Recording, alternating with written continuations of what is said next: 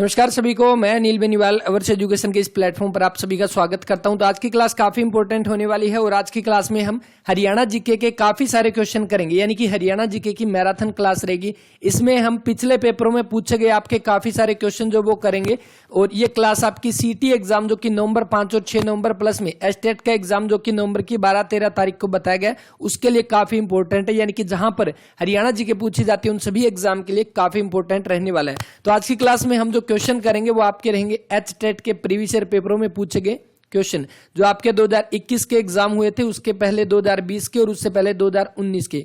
तो इन तीनों सालों के अंदर जो लेवल 1, लेवल 2 और लेवल 3 में जो एग्जाम के अंदर क्वेश्चन पूछे गए थे वो सारे हम बिल्कुल डिटेल के साथ कवर करेंगे। तो शुरू करते हैं। सबसे पहला क्वेश्चन आपके सामने, सबसे पहला क्वेश्चन दिया गया कि हरियाणा का निम्न में से कौन सा शहर राष्ट्रीय राजधानी क्षेत्र का हिस्सा नहीं है। तो सबसे पहले जो एस्टेट के 2021 में जो एग्जाम हुआ था लेवल 1 का, उसमें ये क्वेश्चन आया था।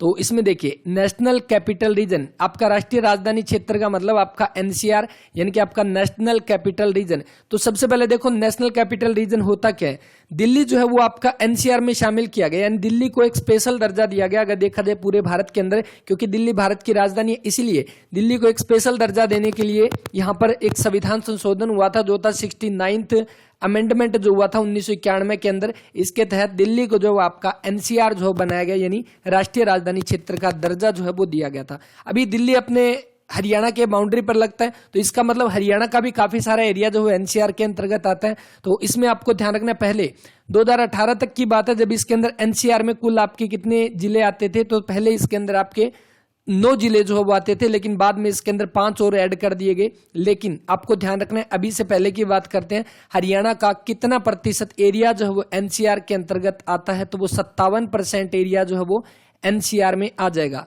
57% एरिया का मतलब टोटल 14 जिले जो है वो आपके एनसीआर के अंतर्गत आपके आते हैं। लेकिन अभी हाल ही में एक जो विधेयक पास किया गया इसके बारे में, जिसके अकॉर्डिंग हरियाणा का लगभग कितना 24% एरिया जो है वो कम कर दिया गया है। इसके अकॉर्डिंग 24% एरिया कम कर दिया गया, मतलब कि आपके पहले कितने 14 जिले थे, 14 में से 5 जिले यहां पर निकाल दिए गए और ये 5 जिले वही जो आपके 2018 में जिनको ऐड किया गया था। तो अभी वर्तमान में कुल कितने, तो 9 जिले जो वो हरियाणा के एनसीआर में आते हैं। तो ये आपका अभी पीछे से करंट अफेयर के अंदर ये क्वेश्चन था।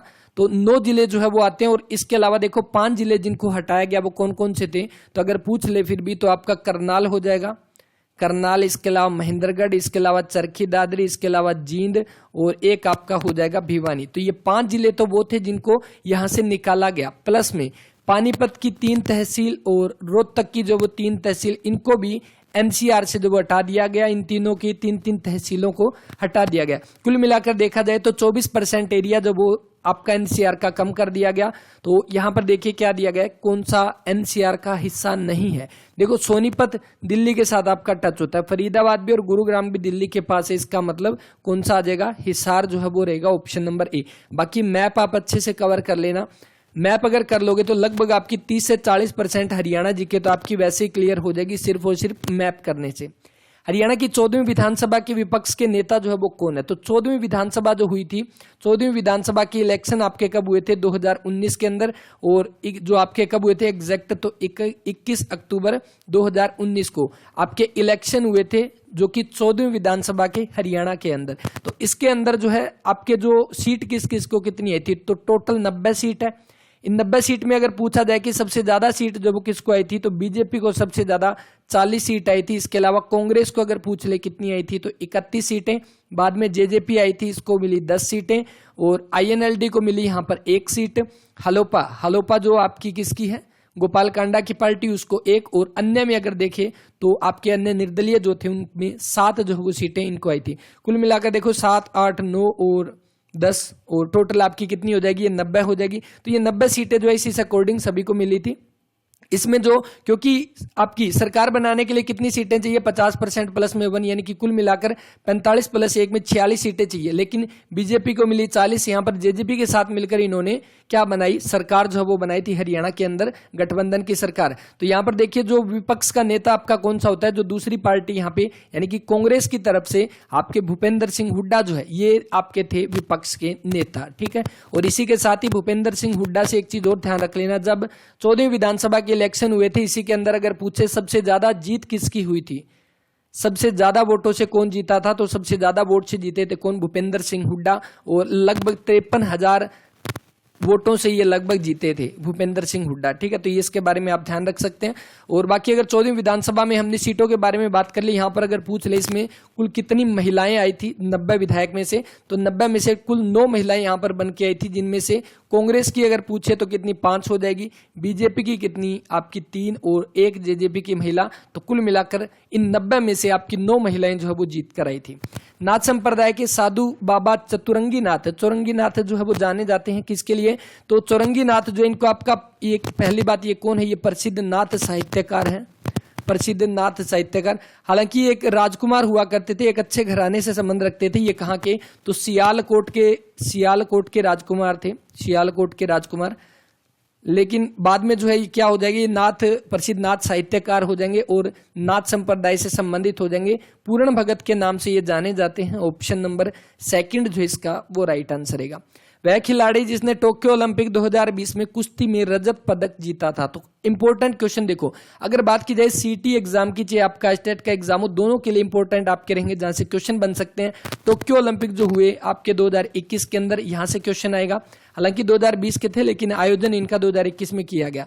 इसके अलावा आपके खेलो इंडिया यूथ गेम्स जो हुए थे, इसमें इंडिया हरियाणा जो टॉप पर आया था। और तीसरा जो आपका भी हाल ही में कॉमनवेल्थ गेम जो हुए थे वो हो गए, और एक आपका पैरा ओलंपिक जो गेम हुए थे उनमें, इन सभी में जो हरियाणा का आपका ओवरऑल प्रदर्शन रहा था वो अच्छे से नोट कर लेना। बाकी हम आगे ओलंपिक और जो पैरा ओलंपिक जो वो इसी में बात करेंगे। बाकी आप जो करंट अफेयर की पीडीएफ है उसमें कर सकते हैं ये सारा। वह खिलाड़ी जिसने टोक्यो ओलंपिक 2020 में कुश्ती में रजत पदक जीता। तो पहली बार टोक्यो ओलंपिक जो हुए थे ना अभी 2020 के, कोरोना की वजह से नहीं हुए थे, आयोजन इनका 2021 में हुआ था। कौन सा एडिशन था? ये ओलंपिक का 32वां एडिशन जो है वो करवाया गया था। टोक्यो आपका कहां पे पड़ता है? जापान के अंदर। ठीक है, तो इसके अंदर अगर देखा जाए तो भारत ने कुल कितने पदक इसके अंदर जीते? तो भारत ने कुल इसके अंदर पदक जो है वो जीते थे। गोल्ड के अंदर 1 गोल्ड मेडल, सिल्वर के अंदर 2 सिल्वर मेडल, और 1 जो है 4 जो ब्रोंज पदक जीते थे। ठीक है, कुल मिलाकर देखा जाए तो भारत को टोटल मिले 7 पदक, यहाँ पे 7 पदक मिले। अब इन 7 में ये पूछा जाए कि हरियाणा के कितने खिलाड़ियों ने यहाँ पर पदक जीता था, तो ध्यान रखना है गोल्ड में देखा जाए तो 1 गोल्ड हरियाणा की तरफ से, 1 सिल्वर हरियाणा की तरफ से, और 1 ब्रोंज जो है वो हरियाणा की तरफ से। तीनों में से आपके 1-1 पदक हरियाणा की तरफ से हो जाएंगे। अब जीते किस किसने थे और किस खेल से संबंधित है? सबसे पहले गोल्ड मेडल, बिल्कुल आप सभी को पता है, गोल्ड मेडल हरियाणा के पानीपत के रहने वाले नीरज चोपड़ा हरियाणा के पानीपत के खंडरा से संबंधित हैं। और इन्होंने जो है किसके अंदर? जेवेलियन थ्रो के अंदर, यानी कि भाला फेंक के अंदर इन्होंने कौन सा? गोल्ड मेडल जीता। और भारत को एकमात्र गोल्ड मेडल जो मिला है वो नीरज चोपड़ा की तरफ से मिला है। इन्होंने भाला फेंका था कितना? 87.58 मीटर दूर जो है भाला फेंक कर गोल्ड मेडल जो है वो जीता था। इसके बाद बारी आती है सिल्वर पदक की। तो सिल्वर पदक जो है वो किसने जीता? तो ये जीता रवि दहिया ने। किसने? रवि दहिया ने जीता। रवि दहिया का संबंध कहां से है? नाहरी सोनीपत से ये संबंधित हो जाएंगे। और ये आपका कौन सा? तो 57 किलोग्राम भार वर्ग से संबंधित हो जाएंगे। और इन्होंने कौन सा? सिल्वर मेडल जो है वो जीता है। इसके बाद तीसरा जो ब्रोंज है वो हरियाणा की तरफ से किसने? तो बजरंग पूनिया ने जीता। यहाँ पे बजरंग पूनिया ने कौन सा आपका सिल्वर जो ब्रोंज पदक जो वो बजरंग पूनिया ने, इनका संबंध कहां से है? झज्जर के कुदान से इनका संबंध हो जाएगा। और कितने किलोग्राम भार वर्ग से संबंधित है? 65 किलोग्राम भार वर्ग से संबंधित हो जाएंगे। मतलब ये तीनों आपको ध्यान रखने हैं। नीरज चोपड़ा ने गोल्ड मेडल, रवि दहिया जो कि नाहरी सोनीपत से 57 किलोग्राम भार वर्ग, ये आपके रजत पदक, और जो ब्रोंज यानी कि कांस्य पदक जीता था बजरंग पूनिया ने। तो बजरंग पूनिया यहाँ पर दे रखा है, इन्होंने कांस्य पदक, और रवि दहिया ने कौन सा? रजत यानी कि सिल्वर पदक जीता है। तो कौन सा बना? ऑप्शन नंबर 2 जो इसका आपका वो राइट आंसर रहेगा, रवि कुमार दहिया। ठीक है, तो ये इंपॉर्टेंट हो जाएगा। इसके अलावा यहाँ पर विनेश फोगाट जो दे रखा है, अभी हाल ही में कॉमनवेल्थ गेम जो हुए थे, कॉमनवेल्थ गेम्स, इसके अंदर विनेश फोगाट ने कौन सा पदक जीता? तो 53 किलोग्राम भार वर्ग के अंदर, 53 किलोग्राम भार वर्ग के अंदर जो है आपका गोल्ड मेडल जो है वो जीता विनेश फोगाट ने। नेक्स्ट देखो, निम्न में से किसने अधिकतम अवधि तक हरियाणा के मुख्यमंत्री के रूप में कार्य किया? तो हरियाणा के मुख्यमंत्री के बारे में देखा जाए तो सबसे ज्यादा जो टाइम पीरियड रहा था वो चौधरी भजन लाल का रहा था। इनको हरियाणा के चाणक्य के नाम से इनको जाना जाता है। और इनका जो टाइम था वो लगभग ये रहे थे 1315 दिन तक ये आपके मुख्यमंत्री के पद पर रहे थे। इसके बाद देखा जाए तो चौधरी बंसीलाल, थोड़ा ही डिफरेंस इनके बीच में, लगभग 15 दिन कम, तो लगभग 4300 दिन जो है ये आपके मुख्यमंत्री के पद पर रहे थे। चौधरी देवीलाल का देखा जाए तो हालांकि ये 2 बार हरियाणा के मुख्यमंत्री बने हैं, लेकिन टाइम ये कम ही रहा था, क्योंकि अगर देखा जाए तो चौधरी देवीलाल जो है ये 2 बार तो हरियाणा के मुख्यमंत्री बने थे और 2 बार उप प्रधानमंत्री भी ये बन चुके हैं। और चौधरी देवीलाल जो है ये लगभग इन्होंने टाइम अपना पूरा नहीं किया था 2 साल के अंतर्गत। और भूपेंद्र सिंह हुड्डा, आप सभी को पता है, इन्होंने अपना 2 साल का टाइम जो पूरा किया था, 2 बार ये हरियाणा के सीएम रहे थे लगातार, जो है ये आपके 2 प्लान हरियाणा के सीएम जो है वो रहे थे। तो इस अकॉर्डिंग सबसे ज्यादा आ जाएगा भजन लाल, ऑप्शन नंबर 2। और अभी हाल ही के अंदर एक एग्जाम के अंदर क्वेश्चन आया था जिसमें भजन लाल ऑप्शन के अंदर नहीं था, तब उसका राइट आंसर जो दिया गया था बंसी लाल, जो इसका राइट आंसर था। निम्न कथनों को ध्यानपूर्वक पढ़िए और आपको कमेंट करके बताना है। भिवानी क्षेत्रफल की दृष्टि से सबसे बड़ा जिला है और हिसार जनसंख्या की दृष्टि से सबसे बड़ा जिला है। तो सबसे पहले देखिए भिवानी, अगर भिवानी की बात की जाए तो भिवानी आपका क्षेत्रफल की दृष्टि से सबसे बड़ा जिला था। कब तक? 1 दिसंबर 2016। तो 1 दिसंबर 2016 को चरखी दादरी जो है वो आपका नया जिला बना था, हरियाणा का सबसे बाद का जिला, 22वां जिला बना था। तब तक भिवानी जो है वो आपका पहले नंबर था और इसमें से चरखी दादरी लगभग 1370.11 वर्ग किलोमीटर का एरिया इसमें से अलग हो गया। उसके बाद भिवानी से बड़ा कौन हो गया? तो सिरसा जो है वो सबसे बड़ा जिला हो जाएगा अभी वर्तमान के अंदर। कितना? 4277 वर्ग किलोमीटर के साथ सबसे बड़ा जिला जो है वो कौन सा हो जाएगा? सिरसा। अगर देखा जाए दूसरे नंबर का सबसे बड़ा कौन सा हो जाएगा तो वो हिसार जो है दूसरे नंबर का सबसे बड़ा, और इसका एरिया कितना? लगभग 3983 वर्ग किलोमीटर जो है वो हिसार का आपका एरिया जो है वो हो जाएगा। यहाँ पर देखिए पहला तो आपका गलत हो गया, क्योंकि भिवानी बड़ा नहीं है, यहाँ पे सिरसा बड़ा हो जाएगा। हिसार जो जनसंख्या की दृष्टि से सबसे बड़ा है, तो क्या हिसार बड़ा है? बिल्कुल नहीं। जनसंख्या सबसे ज्यादा आपको पता है कहाँ पे? फरीदाबाद जो जनसंख्या के अकॉर्डिंग सबसे बड़ा जिला जो है वो हो जाएगा। मतलब कि दोनों के दोनों आपके गलत हो जाएंगे, तो ऑप्शन नंबर 3 जो इसका वो राइट आंसर रहेगा। जिला जिसमें सर्वाधिक वन क्षेत्र है, तो वन क्षेत्र जो है वो सबसे ज्यादा कहां पर है? तो हमने पढ़ा था पंचकुला के अंदर सबसे ज्यादा जो है वो आपके वन क्षेत्र है। ठीक है, अब पंचकुला तो ऑप्शन में दिया नहीं हुआ, तो इसमें से क्वेश्चन आपको देखो क्या क्या बन सकते हैं। सबसे पहली बात, जो इंडियन फॉरेस्ट रिपोर्ट जो आपकी जारी की जाती है, अभी हाल ही में 2021 की आई थी, इससे पहले 2019 की आई थी। हर 2 साल के बाद आपकी रिपोर्ट जो है वो जारी की जाती है। 2019 के अकॉर्डिंग हरियाणा के अंदर जो आपका टोटल वन क्षेत्र था वो 1602.44 वर्ग किलोमीटर था, लेकिन अभी हाल ही में जो नई रिपोर्ट आई थी उसके अकॉर्डिंग 1603.48 वर्ग किलोमीटर जो है वो रहेगा। अभी एग्जाम के अंदर, पीछे एग्जाम हुआ उसके अंदर ये एग्जाम में पूछा गया था कि हरियाणा में कुल आपका जो 1% जो है वो कितने क्या हो जाएगा, तब 1602 उसके अंदर राइट आंसर माना गया था। कुल ओवरऑल अगर देखा जाए हरियाणा का आपका लगभग 3.62% के ऊपर आपका वन होगा। लेकिन आपका अभी जो नई 2 साल की जो रिपोर्ट आई है ना, इसके अंदर आपका हरियाणा में कितना बढ़ा है, तो लगभग 1.24 वर्ग किलोमीटर जो है वो आपका इंक्रीज हुआ है हरियाणा के अंदर। टोटल वन की अगर बात की जाए, ये आपका कितना, तो लगभग हरियाणा के 3.63% भाग के ऊपर आपका वन रहेगा। नई रिपोर्ट आपको ध्यान रखनी है, ये वाली एग्जाम के अंदर आपकी पूछी जा सकती है। ठीक है, अब हरियाणा के अंदर तो आपका 1.04 वर्ग किलोमीटर बढ़ा, लेकिन अगर पूछ ले कि सबसे ज्यादा जो है वो किस जिले के अंदर बढ़ा, सबसे ज्यादा जो बढ़ोतरी किस जिले के अंदर हुई, तो वो कैथल के अंदर सबसे ज्यादा बढ़ोतरी हुई थी वन की अगर बात की जाए। और सबसे ज्यादा अगर पूछे घटे किस जिले में थे, तो बिल्कुल गुरुग्राम साइबर सिटी के अंदर सबसे ज्यादा घटे थे। ठीक है, तो ये एक अलग सा डाटा ध्यान रख लेना। अब देखो सबसे ज्यादा जो इसके अकॉर्डिंग रिकॉर्ड किया गया ना, सबसे पहले नंबर पे पंचकुला था। ठीक है, दूसरे नंबर पे कौन था? यमुनानगर हो जाएगा। और तीसरे नंबर पर अगर आपसे पूछ ले तो गुरुग्राम जो है वो तीसरे नंबर पर हो जाएगा। सबसे ज्यादा वन की बात की गई है, तो इस अकॉर्डिंग देखो पंचकुला तो दिया नहीं हुआ, इसका मतलब कौन सा बन जाएगा? यमुनानगर जो है वो रहेगा। ऑप्शन नंबर 3 जो इसका वो राइट आंसर रहेगा। कम की अगर बात की जाए तो पलवल में आपके सबसे कम हो जाएंगे। ठीक है, प्रतिशत में देखा जाए सबसे कम तो फतेहाबाद में जो है वो हो जाएंगे।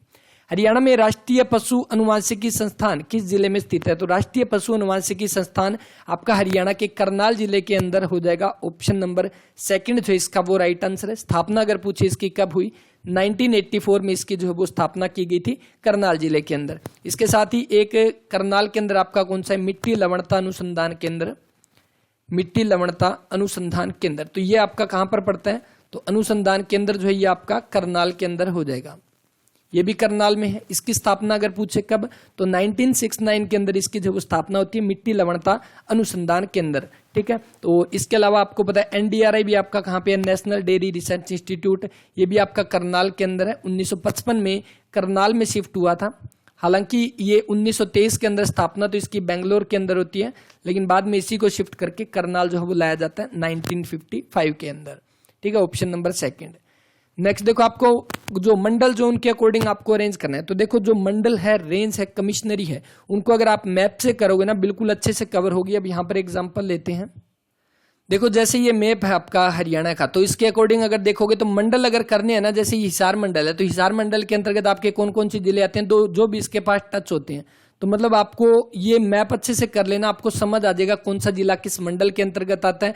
इधर देखोगे तो अंबाला के अंदर आपका कुरुक्षेत्र, अंबाला और यमुनानगर और पंचकुला, इस तरह से ये आपके मंडल जो है आपके कौन कौन से में आते हैं, तो वो आपको अच्छे से याद होंगे, मैप कर लेना।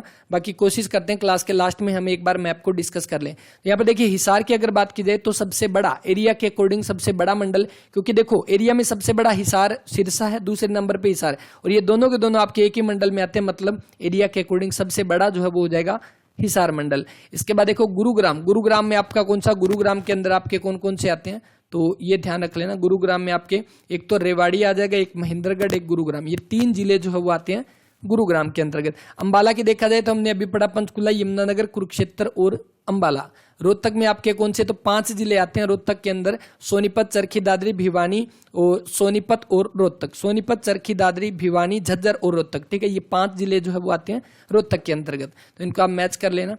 निम्न में से कौन सा जोड़ा सही नहीं है? सबसे पहले देखो बड़खल झील, बड़खल झील की स्थापना सिंचाई के पर्पज से 1947 में की जाती है, ये फरीदाबाद में है, बिल्कुल ठीक है। भिंडावास वन्य जीव, भिंडावास झील, तो भिंडावास झील जो है ये आपकी कहाँ पर है, झज्जर के अंदर है। और अगर पूछा जाए हरियाणा की सबसे सुंदर झील जो है वो कौन सी है, सबसे सुंदर झील, तो ये भिंडावास झील जो है वो हो जाएगी, और ये आपकी झज्जर के अंदर है, बिल्कुल ठीक है। चंदेली झील जो ये कहाँ पर है, तो चंदेली झील आपकी नूह के अंदर है, मेवात के अंदर हो जाएगी। बुलबुल झील जो कि आपकी कहाँ पर है, जींद के अंदर है, तो ये भी ठीक हो जाएगी। तो कौन सा सही नहीं है, तो चंदेली झील वाला, ऑप्शन नंबर 3। और अगर गुरुग्राम में पूछ ले आपसे, तो गुरुग्राम में कौन सी झील आपकी, तो गुरुग्राम के अंदर आपकी एक तो खलीलपुर हो जाएगी, खलीलपुर, एक आपकी दमदमा हो जाएगी, और एक आपकी कौन सी, सुल्तानपुर जो है ये हो जाएगी। तो 3 झीलें ये आपकी कहाँ पर है, गुरुग्राम के अंदर है। यहाँ पर देखो जो दमदमा झील है ना, अगर पूछे हरियाणा की सबसे बड़ी झील 3000 एकड़ के अंदर फैली हुई कौन सी है, दमदमा झील। और वहीं पे अगर आपसे पूछ ले सबसे बड़ी प्राकृतिक पानी की झील, तो वो आपकी कौन सी है, भिंडावास झील, सबसे बड़ी प्राकृतिक पानी की झील, तो वो आपकी कौन सी हो जाएगी, भिंडावास झील, ठीक है। तो इसको भी आप ध्यान रख सकते हैं। नेक्स्ट दिया गया कि महिला खिलाड़ी को विवाह के अवसर पर मुख्यमंत्री विवाह शगुन योजना के तहत दी जाने वाली राशि जो है वो कितनी है, तो मुख्यमंत्री विवाह शगुन योजना के तहत यहां पर दिया गया महिला खिलाड़ी को। तो यहां पर इंपॉर्टेंट क्वेश्चन बनेगा। पहली बात, अभी हाल ही में मुख्यमंत्री के द्वारा एक जो राशि दी जाती है SC यानी कि पिछड़े वर्ग की जो महिलाओं को, बालिकाओं को जो आपकी राशि दी जाती है, पहले 51,000 रुपए दी जाती थी, और अभी इसको बढ़ाकर कितना कर दिया गया, 71,000 रुपए जो है वो कर दिया गया। अभी हाल ही में किया गया 2022 के अकॉर्डिंग, तो इसको ध्यान रख सकते हैं, इंपॉर्टेंट है। अभी ये 71,000 किस अकॉर्डिंग दिए जाएंगे, 65,000 तो शादी से पहले, और बाद में जब शादी का पंजीकरण करवा लेंगे तब 6,000 उसके बाद उनको दिए जाएंगे। तो कुल मिलाकर 71,000 जो है वो राशि कर देगी SC यानी कि पिछड़े वर्ग की जो बालिकाएं हैं उन सभी के लिए। उसके अलावा यहाँ पर दिया गया कि महिला खिलाड़ियों को, तो महिला खिलाड़ियों को जो राशि दी जाती है वो दी जाती है 31,000 रुपए, ऑप्शन नंबर 3।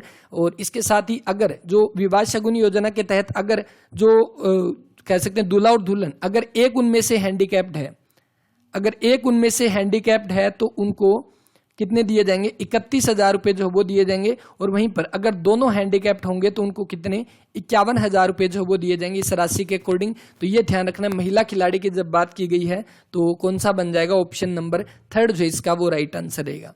इसके बाद 1857 की क्रांति के नायक अब्दुल रहमान खान जो उनका संबंध कहां से था, तो 1857 की क्रांति की जब बात की गई तो पहली बात अब्दुल रहमान खान इनका संबंध है हरियाणा के झज्जर जिले से। 1857 की क्रांति का नेतृत्व किया था इन्होंने, और इसका जो बना ऑप्शन नंबर 3। अगर 1857 की क्रांति की बात की जाए तो 1857 की क्रांति वैसे तो शुरू होती है मेरठ से, मेरठ उत्तर प्रदेश से, लेकिन अभी हाल ही के अंदर हरियाणा की एनसीईआरटी बुक के अंदर हरियाणा की हिस्ट्री का डाटा अपडेट किया गया और उसमें हरियाणा की एनसीईआरटी बुक के अकॉर्डिंग ये दिया गया कि हरियाणा के अंदर जो आपकी मेरठ जो 1857 की क्रांति है वो मेरठ से भी 9 घंटे पहले जो है शुरू हो गई थी। यानी मेरठ से 9 घंटे पहले हरियाणा के अंबाला से ये क्रांति आपकी शुरू हुई थी। तो अगर हरियाणा के क्वेश्चन के पॉइंट ऑफ व्यू से देखें तो हरियाणा के अंबाला में सबसे पहले शुरू हुई थी और कब की बात है 10 मई 1857। ठीक है, तो झज्जर से नेतृत्व किया अब्दुल रहमान खान ने और इसके अलावा बहादुरगढ़ से किसने किया था? बहादुर जंग ने बहादुरगढ़ से। इसके अलावा फर्रुख नगर से किसने किया था? तो फर्रुख नगर से नवाब अहमद अली खान ने कहां से? तो फर्रुख नगर से 1857 की क्रांति का नेतृत्व किया था। फरवरी 2021 में आयोजित 36वीं राष्ट्रीय जूनियर एथलेटिक चैंपियनशिप में हरियाणा ने कितने स्वर्ण पदक जीते? तो देखिए उस समय का करंट अफेयर का क्वेश्चन था और अभी हाल ही में जो आपके करंट अफेयर के क्वेश्चन है ना उसकी पीडीएफ जो है उसका लिंक डिस्क्रिप्शन में आप जाकर जरूर देख लेना। हरियाणा की जनवरी से लेकर अभी आपका सितंबर चल रहा है तो सितंबर की अपडेट हो जाएगी 1-2 दिन के अंदर। अब तक आपकी जनवरी से लेकर अगस्त 2022 के बिल्कुल डिटेल के साथ एमसीक्यू टाइप के अंदर करंट अफेयर तैयार की गई है, तो वो आप जरूर पढ़ लेना। टेलीग्राम में उसका लिंक मिल जाएगा या डिस्क्रिप्शन में मिल जाएगा, वहां से जाकर आप डाउनलोड कर सकते हैं। तो 36वीं राष्ट्रीय जूनियर एथलेटिक चैंपियनशिप, पहली बात ये आयोजित कहां पर हुई? गुवाहाटी में आयोजित हुई थी। 1-2 फैक्ट इसके ध्यान रख लेना, क्या पता पूछ भी ले। और इस प्रतियोगिता के अंदर, इस चैंपियनशिप के अंदर सबसे पहले नंबर पर जो आया था वो कौन आया था? हरियाणा आया था। और हरियाणा ने कुल कितने पदक जीते थे? तो 21 तो गोल्ड मेडल जीते थे इसके अंदर। उसके अलावा 21 तो जो है वो गोल्ड मेडल, उसके बाद 20 सिल्वर और 14 ब्रॉन्ज पदक जीतकर हरियाणा जो है वो टॉप पर रहा था इस आपकी एथलेटिक चैंपियनशिप के अंदर। निम्न में से कौन सा हरियाणा की सर्वाधिक अवधि के लिए राज्यपाल रहे हैं? तो हरियाणा के राज्यपाल अगर देखा जाए तो सबसे पहले जो राज्यपाल कौन बने थे वो आपको पता है, धर्मवीर सबसे पहले जो है वो राज्यपाल बने थे। इसके बाद दूसरे बने थे वीरेंद्र नारायण चक्रवर्ती। ऑप्शन नंबर फर्स्ट जो है इसका वो राइट आंसर रहेगा। और वीरेंद्र नारायण चक्रवर्ती जो ये बने थे और ये इनका कार्यकाल अगर पूछे, सबसे ज्यादा कार्यकाल अगर पूछे, सबसे ज्यादा टाइम तक कौन रहे थे? वीरेंद्र नारायण चक्रवर्ती यानी बी एन चक्रवर्ती जो है वो रहे थे, दूसरे नंबर के थे। और इसके अलावा अगर पूछे हरियाणा में सबसे कम कौन रहे थे, सबसे कम नंबर के कौन थे, सबसे कम टाइम के लिए राज्यपाल रहे थे, वो रहे थे ओपी वर्मा। ठीक है, ओपी वर्मा सबसे कम टाइम के लिए, सबसे ज्यादा रहे थे वीरेंद्र नारायण चक्रवर्ती राज्यपाल के तौर पर। इनका टाइम जो रहा था लगभग 1967 से 1976 तक ये रहे थे। AR किदवई। उसके बाद देखो जो नेक्स्ट यहां पर दिया गया अभी हाल ही में आपकी कौन से 18वें नंबर के आपके राज्यपाल है वो कौन है? बंडारू दत्तात्रेय। 18वें नंबर के हैं। अभी बताया जा रहा है इनको भी हटाया जाएगा, लेकिन अभी तक के लिए आपको ध्यान रखना है 18वें जो बंडारू दत्तात्रेय। इससे पहले 17वें कौन थे? सत्यदेव नारायण आर्य जो इससे पहले थे।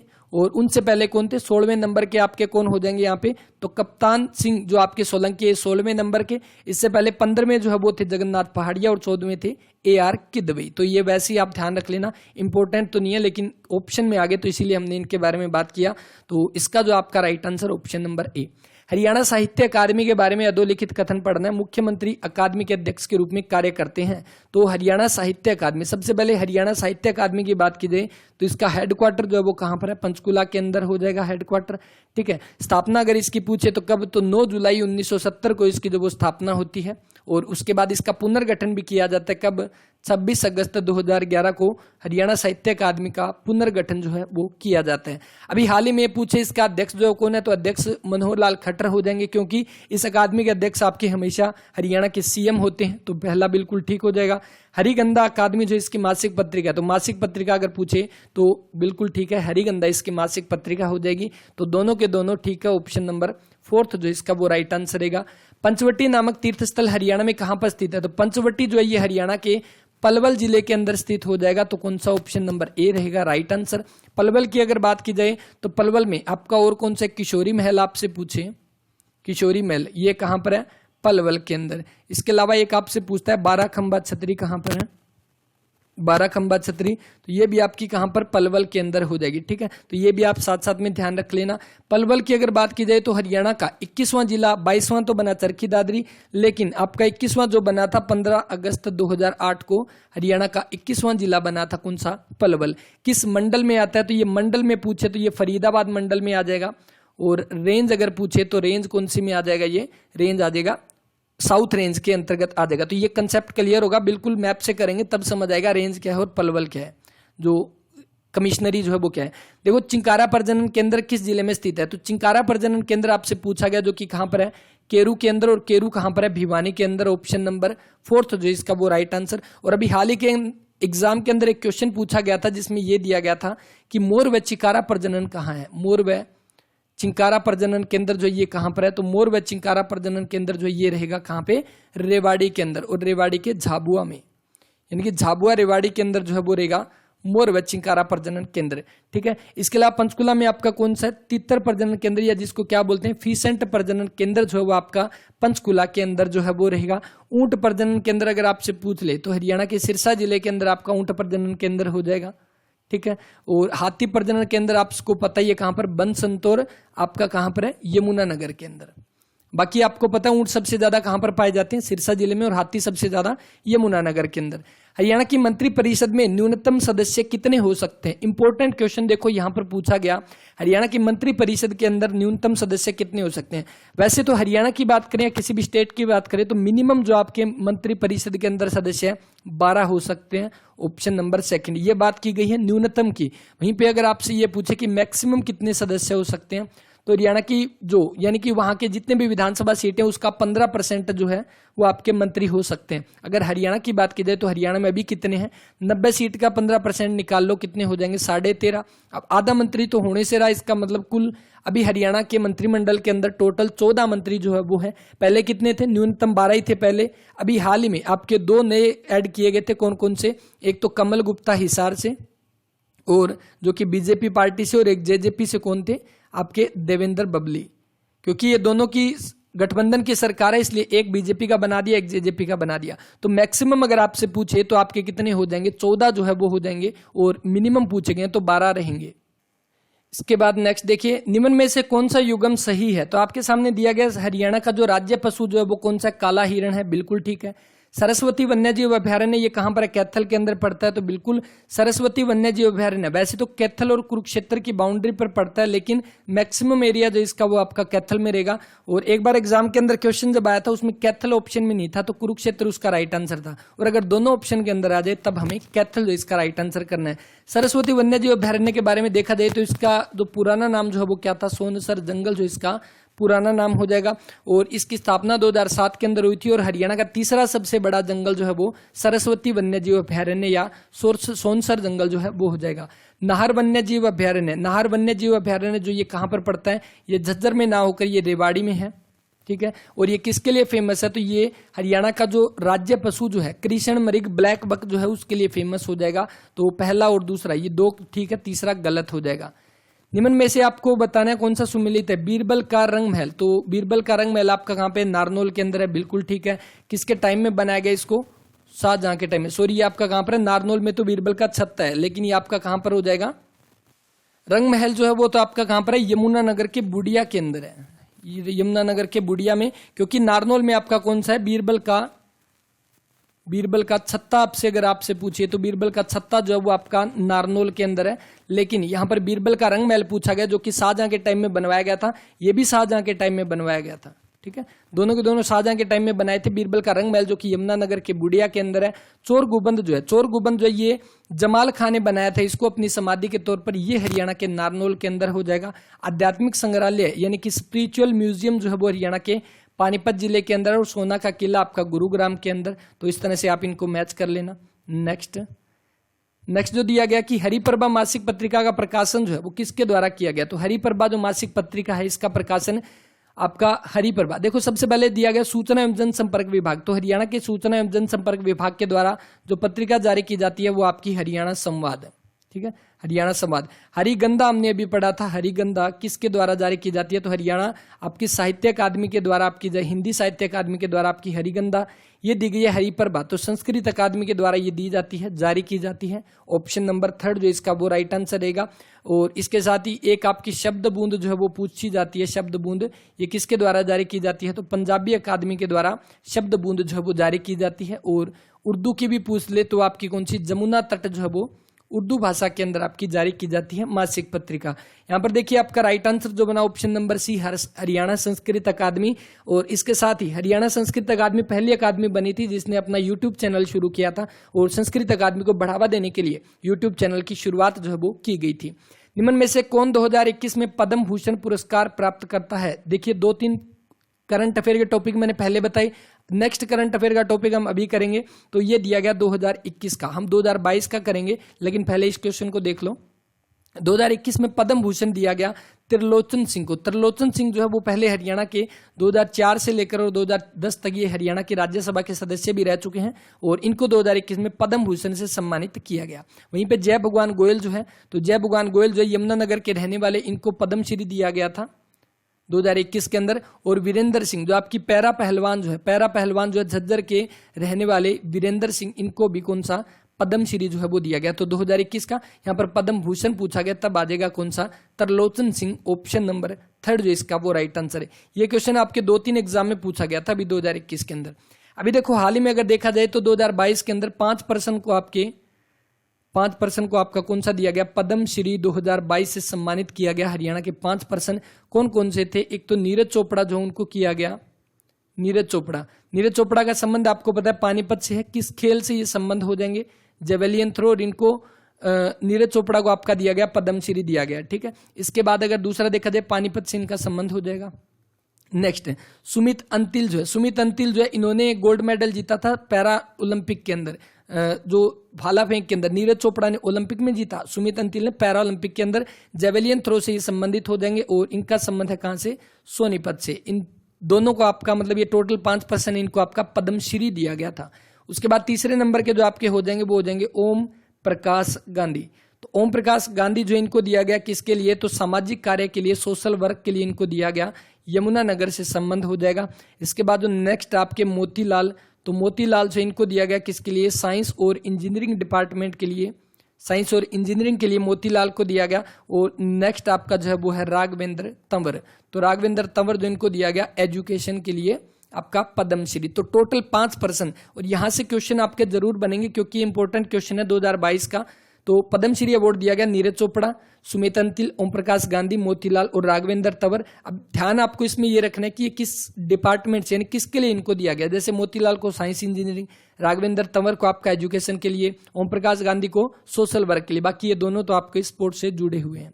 नेक्स्ट, ग्रंथ के अनुसार चिन्हित करना है कि थानेसर का उल्लेख किसके अंदर मिलता है। सबसे पहले देखो हर्षचरित जो किसके द्वारा लिखी गई है? बाणभट्ट की रचना है, बाणभट्ट की। और क्योंकि जो हर्षवर्धन जो है, राजा हर्षवर्धन जो, उसकी राजधानी जो है कौन सी थी? हर्षवर्धन की राजधानी थानेसर, जिसका पुराना नाम अगर पूछ ले तो क्या था? स्थानेश्वर जो है जिसका पुराना नाम था, ठीक है। तो इसके अकॉर्डिंग बिल्कुल हर्षचरित्र के अंदर वर्णन किया गया थानेसर का, क्योंकि इसमें जब हर्ष का वर्णन है तो थानेसर का भी वर्णन इसके अंदर हो जाएगा। नेक्स्ट, युआन सांग की यात्रा वृत्तांत। ये युआन सांग नहीं, ये आपका ह्वेन सांग है, ह्वेन सांग। तो ह्वेन सांग जो है जो आपका एक चीनी बौद्धि भिक्षुक था, बौद्ध धर्म को मानने वाला और बौद्ध के बारे में ज्ञान लेने के लिए भारत में आया था। कब आया था? 629 ईस्वी के अंदर। और ये हरियाणा के अंदर भी आपका आया था 634 के आसपास हरियाणा के अंदर आया था। मतलब ये थानेसर में आया था। तो इसके मतलब इसकी जो पुस्तक है उसके अंदर भी वर्णन जो है वो रहेगा थानेसर का। कादम्बरी जो है ये पुस्तक किसकी है? तो ये भी आपकी बाणभट्ट की रचना है। और ये आपका भारत का प्रथम उपन्यास अगर आपसे पूछे तो वो कादम्बरी हो जाएगा। और कर्पूर मंजरी जो ये किसकी? तो राजशेखर की रचना है, राजशेखर की। अब ध्यान रखना इन दोनों में सिर्फ दिया गया था, तो ऑप्शन नंबर 2 बनेगा। बाणभट्ट की कादम्बरी के अंदर आपका वर्णन नहीं है थानेसर का, और ना कर्पूर मंजरी के अंदर है। तो ऑप्शन नंबर 2 जो इसका वो राइट आंसर रहेगा। निम्न में से उद्गम स्थल आपको बताना है कौन सा गलत है। सबसे पहले देखो सरस्वती नदी। तो सरस्वती नदी अगर आपसे पूछ ले कि कहां से निकलती है, तो ये सिरमौर से निकलती है। सिरमौर यानी आपका कहां से? हिमाचल प्रदेश के सिरमौर से आपकी निकलती है, ठीक है। यहां पर दिया गया डागसई। तो डागसई से आपकी कौन सी? तो घग्गर नदी निकलती है डागसई से। कौन सी? घग्गर नदी निकलती है डागसई से। इंदौरी पूछा जाए तो मेवात की पहाड़ियों से निकलती है, मारकंडा शिवालिक की पहाड़ियों से, टांगरी जो है वो आपकी मोरनी की पहाड़ियों से। तो बिल्कुल ठीक है आपका सभी का सभी। घग्गर की अगर बात की जाए तो घग्गर हरियाणा में कहां से प्रवेश करती है? कालका से प्रवेश करती है। कालका कहां पर? पंचकुला के अंदर पड़ेगा। तो कालका पंचकुला से घग्गर हरियाणा के अंदर एंट्री करती है। निम्न में से किसने पंजाब और हरियाणा उच्च न्यायालय के मुख्य न्यायाधीश के रूप में कार्य नहीं किया गया?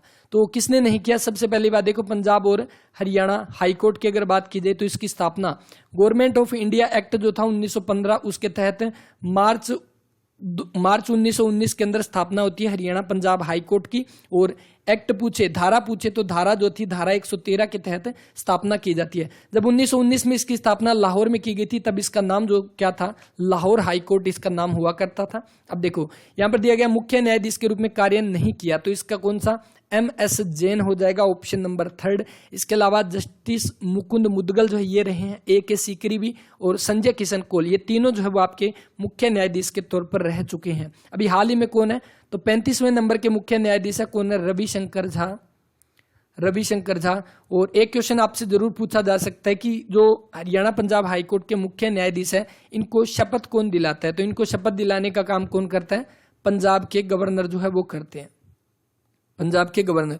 और अभी हाल ही में पंजाब के गवर्नर कौन है, तो बनवारी लाल पुरोहित जो हरियाणा जो पंजाब के भी हाल ही में गवर्नर होंगे। अगर चंडीगढ़ की बात की जाए तो चंडीगढ़ जो है उसका प्रशासन किसके अंतर्गत आता है, तो चंडीगढ़ का अगर प्रशासन देखा जाए पंजाब के अंतर्गत जो है वो आता है। तो इसका आपका ऑप्शन नंबर C बना। इसके अलावा देखो एक हाल ही का करंट अफेयर का क्वेश्चन आपको करंट अफेयर की PDF में भी मिल जाएगा कि हरियाणा पंजाब हाईकोर्ट के अंदर कुल कितने आपके जज हो सकते हैं? तो मैक्सिमम जो जज हो सकते हैं ना वो 85 हो सकते हैं, लेकिन अभी हाल ही में कितने कार्यरत है? 56 तो इसके अंदर कार्यरत हैं, लेकिन पहली बार ऐसा होगा कि इसके अंदर 9 और जोड़े जाएंगे, कुल मिलाकर आपके कितने हो जाएंगे? 65 जो है टोटल जज इसके अंदर कार्यरत होंगे। ये अभी हाल ही का करंट अफेयर का क्वेश्चन जो है वो रहेगा।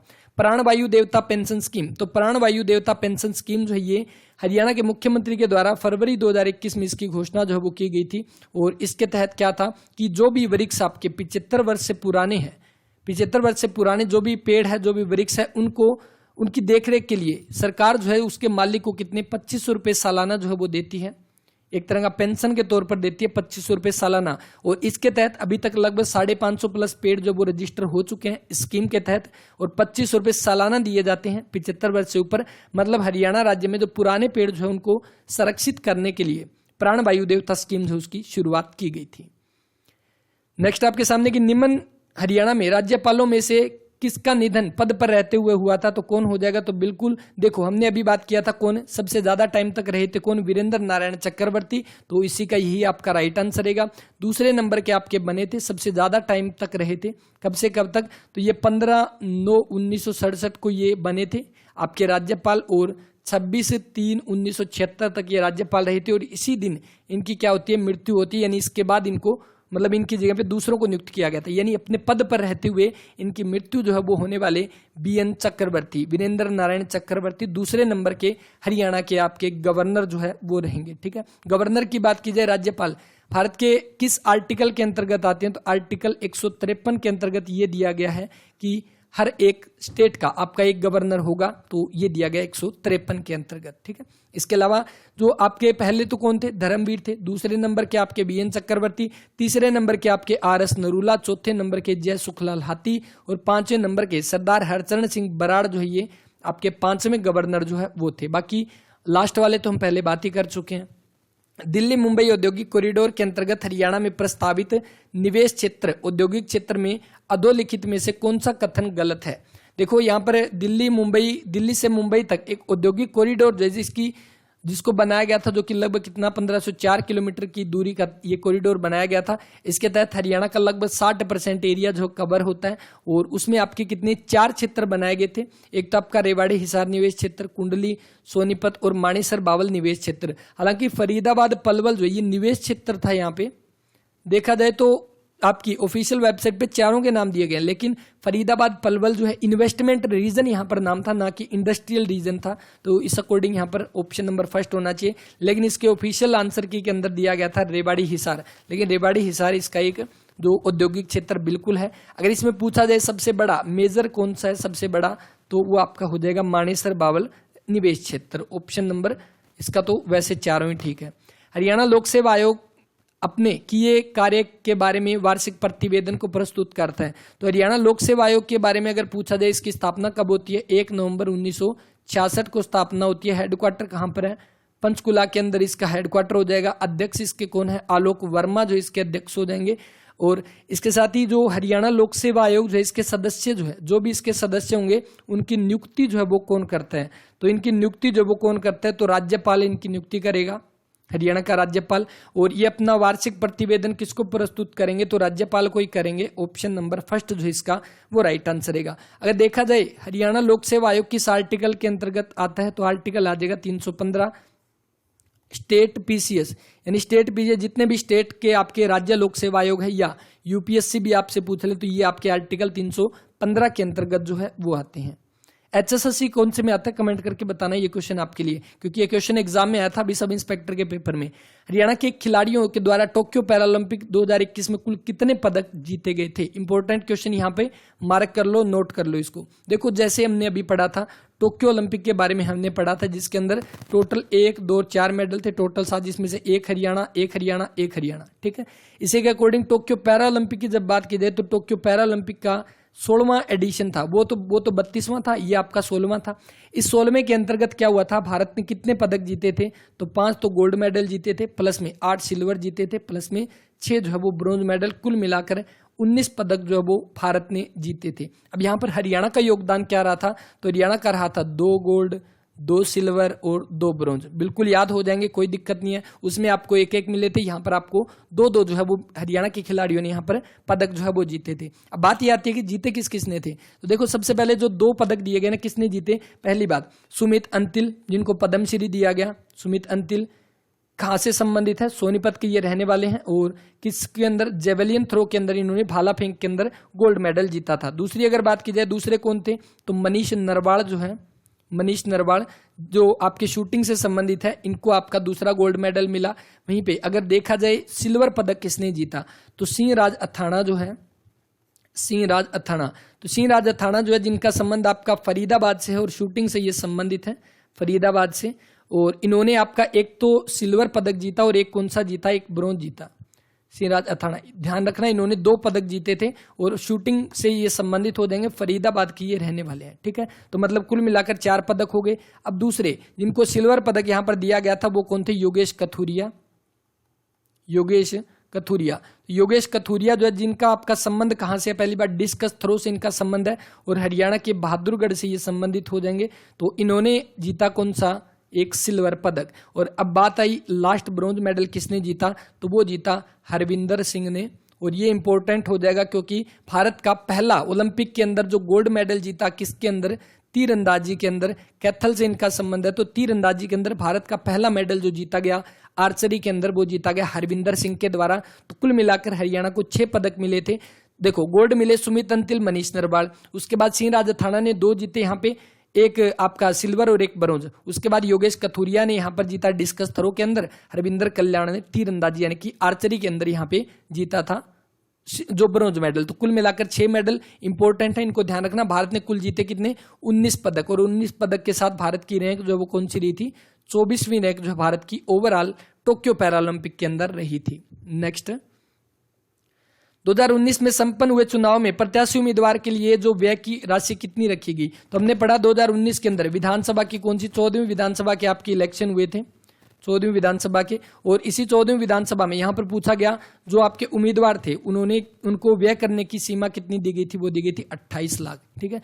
14वीं विधानसभा में दी गई थी 28 लाख। वहीं पे आपसे पूछ ले 17वीं लोकसभा के जो इलेक्शन हुए थे, यानी कि जो लोकसभा के इलेक्शन हुए थे, उसमें कितनी रखी गई थी? तो उसमें रखी गई 70 लाख रुपए, ठीक है। तो ये तो पूछ लिया, ये भी पूछा जा सकता। तो ये 70 लाख रुपए लोकसभा के और विधानसभा के कितने थे? 28 लाख रुपए, ठीक है। इसके अलावा अगर पूछा जाए कि अभी जो आपकी 17वीं लोकसभा थी ना, इसके अंदर आपके लोकसभा की सीटें कितनी हरियाणा में? 10 सीटें। और इन 10 सीटों के अंदर 2 आपकी रिजर्व है। कौन कौन सी? एक तो आपकी अंबाला है और एक आपकी सिरसा है, ठीक है।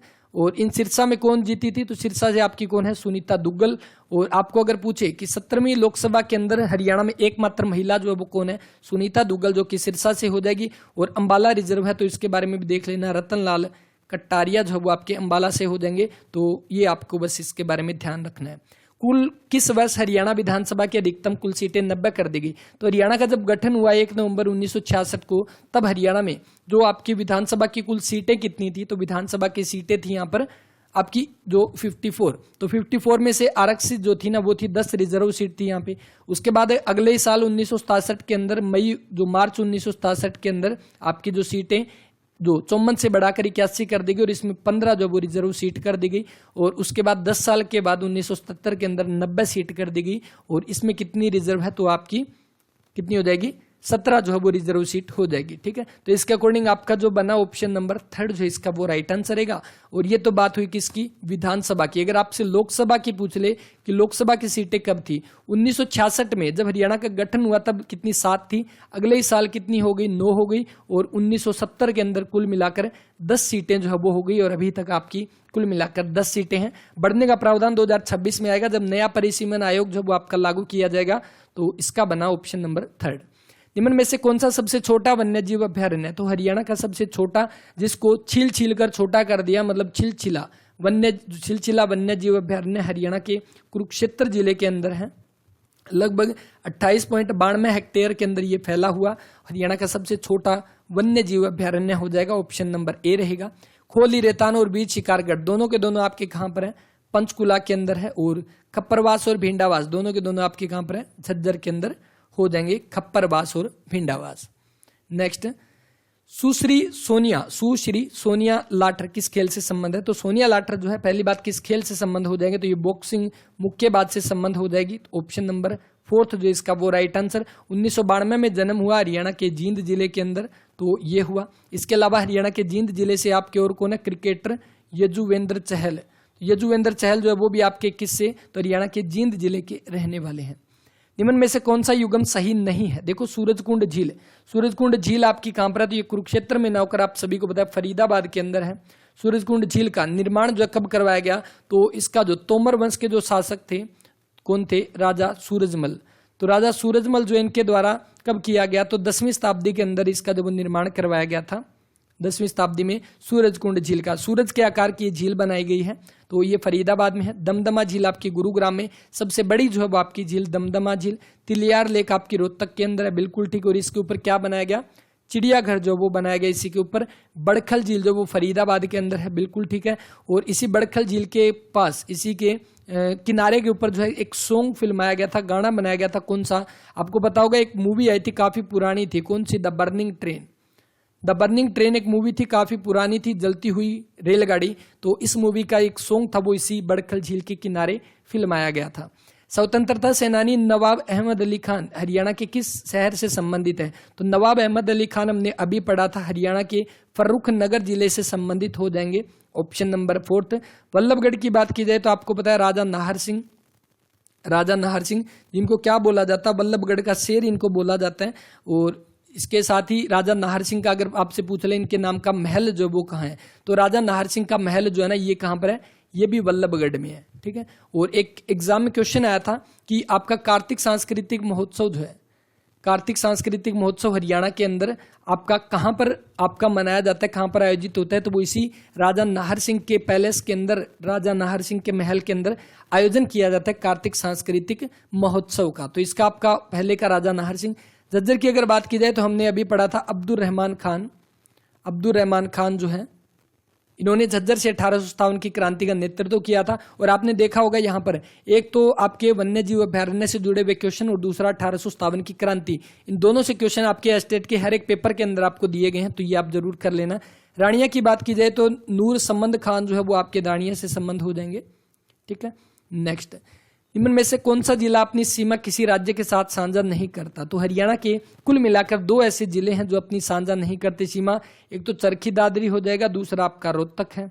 ठीक है। चरखी दादरी तो हमने पढ़ा जो कि 1 दिसंबर 2016 को भिवानी और कुछ एरिया महेंद्रगढ़ का काट के इसको नया बनाया गया था। और हरियाणा का 22वां जिला जो है ये बना सबसे लास्ट वाला जिला। इसी चरखी दादरी के अंदर एक आपका पत्थर पाया जाता है जिसका नाम है हिलना पत्थर। ये पूरे भारत में आपका हिलना पत्थर जो है वो आपका चरखी दादरी में ही पाया जाता है। और चरखी दादरी से संबंध है किसका, चंद्रावती का। और ये चंद्रावती जो है ये पुदुचेरी की उपराज्यपाल रह चुकी है, पुदुचेरी की उपराज्यपाल। तो ये एग्जाम में क्वेश्चन पूछा गया, चंद्रावती जो कि कहाँ की रहने वाली है, हरियाणा के चरखी दादरी की रहने वाली है। ऑप्शन नंबर 4 रहेगा इसका राइट आंसर।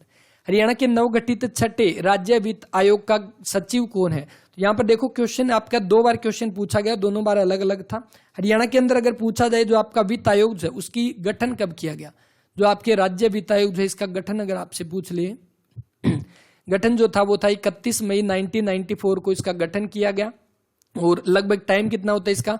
5 साल का कार्यकाल होता है। अभी इसको 2021-22 में बनाया गया था, 25-26 तक ये चलेगा, तो एग्जाम में भी चलेगा उसका मतलब। तो इसका यहाँ पर पूछा गया सदस्य सचिव। तो अगर आपसे ये पूछे ना इसका अध्यक्ष जो है वो कौन है, तो अध्यक्ष हो जाएंगे पी राघवेंद्र राव। लेकिन यहाँ पर पूछा गया सदस्य सचिव जो है वो कौन है, तो वो हो जाएंगे विकास गुप्ता। तो कौन सा बनेगा इसका राइट आंसर जो रहेगा ऑप्शन नंबर डी बनेगा, विकास गुप्ता। मनोहर ज्योति योजना जो इनका संबंध किससे है? तो मनोहर ज्योति योजना, ये योजना आपकी हरियाणा सरकार के द्वारा 2017 में इसकी शुरुआत की जाती है। और इसका जो मेन मोटिव ये था कि जहां पर गरीबों के घर में जो आपके बिजली बिल को अफोर्ड नहीं कर सकते उनके लिए यहाँ पर सोलर पैनल जो है वो प्रोवाइड करवाना, ताकि हर एक जरूरतमंद के घर पर आपकी लाइट जो है पहुंच सके, यानी कि जरूरतमंद घरों में एक लघु सौर ऊर्जा प्रणाली उपलब्ध करवाए जाने से, यानी एक छोटे जो आपके पैनल होते हैं छतों पर जिसकी वजह से बिजली बनती है, तो वो पैनल प्रोवाइड करवाना सौर ऊर्जा से संबंधित हो जाएंगे मनोहर ज्योति योजना। नेक्स्ट, द्रोणाचार्य पुरस्कार 2020 हरियाणा के किस प्रशिक्षक को चुना गया? द्रोणाचार्य पुरस्कार जो पहली बात किस फील्ड में दिए जाते हैं? ये आपके प्रशिक्षक को दिए जाते हैं। प्रशिक्षक माने जो कोच जो होते हैं उनको दिए जाते हैं, कोच को। यहाँ पर दिया गया 2020 का। पहले देखो महावीर फोगाट, महावीर फोगाट चरखी दादरी के बलाली से इनका संबंध है। गीता फोगाट, बबीता फोगाट, विनेश फोगाट, ये जितनी भी बहनें हैं इन सभी को प्रशिक्षण देने का काम किया था महावीर फोगाट ने। और इसीलिए महावीर फोगाट को जो दिया गया 2016 में इनको द्रोणाचार्य अवार्ड से सम्मानित किया गया था। लेकिन इसने पूछा 2020 में, तो 2020 के अंदर हरियाणा के रोहतक के सांगी के रहने वाले, इनका संबंध है कहां से? रोहतक के सांगी। तो रोहतक के सांगी के रहने वाले कृष्ण कुमार हुड्डा, इनको जो है आपका 2020 के अंदर द्रोणाचार्य पुरस्कार से सम्मानित किया गया था। ठीक है, तो ऑप्शन नंबर 4 जो इसका वो राइट आंसर रहेगा। इसके बाद जो नेक्स्ट क्वेश्चन देखिए, निम्न में से हैफेड के बारे में कौन सा कथन सही है? तो हैफेड के बारे में सबसे पहले अगर ये पूछे कि हैफेड की आपकी फुल फॉर्म जो वो क्या रहेगी, तो Haryana state cooperative supply and marketing federation limited. ठीक है, तो ये इसकी आपकी क्या हो जाएगी फुल फॉर्म, हैफेड की दी गई है। अगर हैफेड का पूछा जाए इसकी स्थापना जो कब होती है, जब हरियाणा बना तभी के टाइम, यानी 1 नवंबर 1966 को ये हैफेड की स्थापना जो वो कर दी जाती है। अभी वर्तमान में हैफेड के अध्यक्ष जो है वो कौन हो जाएंगे, तो वो है कैलाश भगत। तो कैलाश भगत जो अभी वर्तमान में इसके अध्यक्ष जो है वो हो जाएंगे। तो यहाँ पर दिया गया कि हैफेड के बारे में कौन सा कथन सही है, तो हैफेड आपका एक तरह से कृषि उत्पादों से संबंधित हो जाएगा। यह आपके कृषि उत्पादों का संग्रहण भी करता है, संग्रह करता है और उनका विपणन करता है और उनको आदानों की पूर्ति भी करता है। तो बिल्कुल तीनों के तीनों ठीक हो जाएंगे। ऑप्शन नंबर 4 जो इसका वो राइट आंसर रहेगा। हरियाणा में कहाँ नगर वन जो विकसित किया जा रहा है, तो नगर वन के बारे में पूछा गया। तो हरियाणा में ये उस टाइम का करंट अफेयर का क्वेश्चन, तो नगर वन जो हरियाणा के सोनीपत के मूर्थल के अंदर जो आपका स्थापित किया जा रहा था, लगभग आपका 116 एकड़ के अंदर। तो वैसे इंपॉर्टेंट नहीं है एग्जाम के पॉइंट ऑफ व्यू से, बस इसको देख लेना। हो सकता है प्रीवियस ईयर क्वेश्चन का एज इट इज पेपर के अंदर क्वेश्चन दे दे। ठीक है, तो ऑप्शन नंबर ए। इसके अलावा देखो सोना आपका कहां पर है, गुरुग्राम के अंदर। हांसी जो है एक जो आपका क्या है पुलिस जिला है, हांसी एक जिला नहीं है पुलिस जिला है। ठीक है, और इसके साथ ही हांसी से जुड़ा हुआ एक इंपॉर्टेंट करंट अफेयर का नोट कर लेना। अभी हाल ही में डीआईडी आपका जो हुआ डांस इंडिया डांस, उसमें डीआईडी सुपर मोम्स की जो आपका प्रतियोगिता हुआ था, एक जो प्रोग्राम चल रहा था, उसके अंदर विनर बन के आई है इसी हांसी की, जिनका नाम है वर्षा बुमरा। तो ये वर्षा बुमरा जो है ये हरियाणा के हिसार जिले के हांसी की रहने वाली है। और डीआईडी सुपर मोम्स जो इसका टाइटल जो है वो जीता था इन्होंने। एयर शटल सेवा जो है शुरुआत हरियाणा के किस शहर में हुई, तो एयर शटल सेवा जो हरियाणा के हिसार जिले से शुरू हुई है। ऑप्शन नंबर 1 जो है इसका वो राइट आंसर। इसके साथ ही हरियाणा सरकार भारत के द्वारा एक योजना चलाई गई थी जिसका नाम था उड़े देश का आम नागरिक, यानी कि उड़ान जो है, उड़ान नाम से ये एक स्कीम शुरू की गई थी। इसी उड़ान के तहत जो पूरे देश भर में 54वां जो एयरपोर्ट जो पूछा गया था, 54वां एयरपोर्ट कौन सा बना था, वो यही हिसार वाला उड़ान योजना के तहत 54th जो एयरपोर्ट आपका बना था। तो ऑप्शन नंबर 1 जो इसका वो राइट आंसर। और इसी हिसार के एयरपोर्ट का नाम किसके नाम पर रखा गया, महाराजा अग्रसेन के नाम पर इसका नाम जो है वो रखा गया। ठीक है, तो ये ध्यान रखना। हरियाणा साहित्य अकादमी के अध्यक्ष जो है वो कौन है? तो हरियाणा साहित्य अकादमी के अध्यक्ष, तो अध्यक्ष हमने पढ़ा कौन हो जाएंगे? हरियाणा के सीएम जो वो इसके आपके अध्यक्ष होते हैं। और इसका जो राइट आंसर बनेगा option number second, Shri Manohar Lal. और अगर यहाँ पे ये भी पूछा जाए कि इसके आपके उपाध्यक्ष कौन है, तो जो राणा ओबरॉय है वो इसके उपाध्यक्ष हो जाएंगे, ठीक है। इसके अलावा जो रेड क्रॉस सोसाइटी जो है, रेड क्रॉस सोसाइटी, इसके चेयरमैन अगर पूछे तो वो भी कौन होते हैं? हरियाणा के सीएम होते हैं। मिंटी अग्रवाल के बारे में आपको निम्न कथनों पर विचार करना है। मिंटी अग्रवाल, हरियाणा की रहने वाली मिंटी अग्रवाल भारतीय वायुसेना में स्क्वाड्रन लीडर है। वह युद्ध सेवा मेडल प्राप्त करने वाली पहली महिला जो है वो बनी है। तो बिल्कुल हरियाणा के अंबाला जिले की रहने वाली मिंटी अग्रवाल, और इनको जब 2019 के अंदर जो आपका जो अभिनंदन जिस टाइम पे आपके पाकिस्तान गए थे वहां पे पकड़ा था, उस टाइम की बात है, उस टाइम के लिए इनको युद्ध सेवा के लिए मेडल मिला है और ये लेने वाली पहली महिला बनी है। तो ये बिल्कुल ठीक है 2019 में। इसके बाद हरियाणा के मूल निवासी मिंटी अग्रवाल बिल्कुल भारतीय वायुसेना में स्क्वाड्रन लीडर है और ये अंबाला की रहने वाली है। दोनों के दोनों कथन सही हो जाएंगे। ऑप्शन नंबर 4 जो इसका वो राइट आंसर रहेगा। नेक्स्ट देखो, प्राचीन भवानी अंबा मंदिर स्थित है। तो प्राचीन भवानी या अंबा देवी का मंदिर कहां पर है? तो बिल्कुल इसी के नाम पर हरियाणा का जो साइंस सिटी जो है अंबाला का नाम रखा गया, अंबाला अंबा देवी के नाम पर। और अंबाला जो इसका वो राइट आंसर रहेगा ऑप्शन नंबर सेकंड। इसी अंबाला के अंदर आपका अंबाला कैंट है और अंबाला कैंट के बारे में पूछे कि इसकी स्थापना कब हुई, तो 1843 ईस्वी के अंदर अंबाला कैंट की स्थापना जो है वो हुई थी। और यहीं से 1857 की क्रांति जो वो हरियाणा में शुरुआत कहाँ से होती है? इसी अंबाला कैंट से हरियाणा में शुरुआत होती है 1857 की क्रांति की। इसी के साथ ही अंग्रेजों के द्वारा स्थापित अगर पूछ ले देश का पहला जिला कौन सा था, वो यही अंबाला था। और अभी वर्तमान में जो आपका चंडीगढ़ बना हुआ है, तो ये चंडीगढ़ को जो बनाने के लिए 1952 में चंडीगढ़ की आधारशिला रखी गई थी। और इसको बनाने के लिए जो एरिया जो दिया गया था चंडीगढ़ को, वो कौन सा था? तो जो आपका अंबाला जो है इसी से जिला जो है इसी का एरिया दिया गया था चंडीगढ़ को। जनवरी 2020 में अधोलिखित में से कौन सी नगर पालिका को आपका नगर परिषद के स्तर पर क्रमोन्नत किया गया है? तो नगर परिषद और के स्तर पर किया गया। तो देखो इसका जो राइट आंसर वो बनेगा झज्जर। लेकिन अभी जल्दी एक क्लास करते हैं जिसके अंदर आपका अपडेटेड डाटा रहेगा, जिसके अंदर आपका नगर निगम, नगर परिषद और आपकी नगर पालिका कितनी है, इसके साथ ही मंडल, उपमंडल, जिले, तहसील कंप्लीट जो हम उसके बारे में बात करेंगे एक छोटी सी क्लास के अंदर ऑफिशियल डाटा के साथ हम करेंगे। तो इसका बस इतना ही ध्यान रख लेना, झज्जर जो इसका वो राइट आंसर रहेगा। इसी के साथ अभी 8 नए उपमंडल जोड़े गए हैं। करंट अफेयर का क्वेश्चन नोट कर लेना, अभी 8 नए उपमंडल जोड़े गए। पहले आपके 74 थे, 8 और जोड़ दिए, टोटल हो गए 82 उपमंडल हो चुके हैं अभी टोटल। तो झज्जर बना ऑप्शन नंबर सेकंड। झज्जर की बात की जाए तो झज्जर की आरक्षित सीट विधानसभा की अगर आपसे पूछ ले तो इसकी आरक्षित सीट झज्जर ही रहेगी। इसके अलावा रानिया की बात की जाए तो हरियाणा का रानिया कहां पर पड़ता है? सिरसा जिले के अंदर।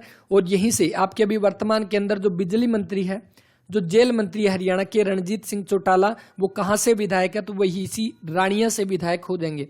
सिरसी की बात की जाए तो सिरसी आपका करनाल में पड़ता है। और अगर ये पूछे कि हरियाणा का पहला लाल डोरा मुक्त गांव कौन सा था?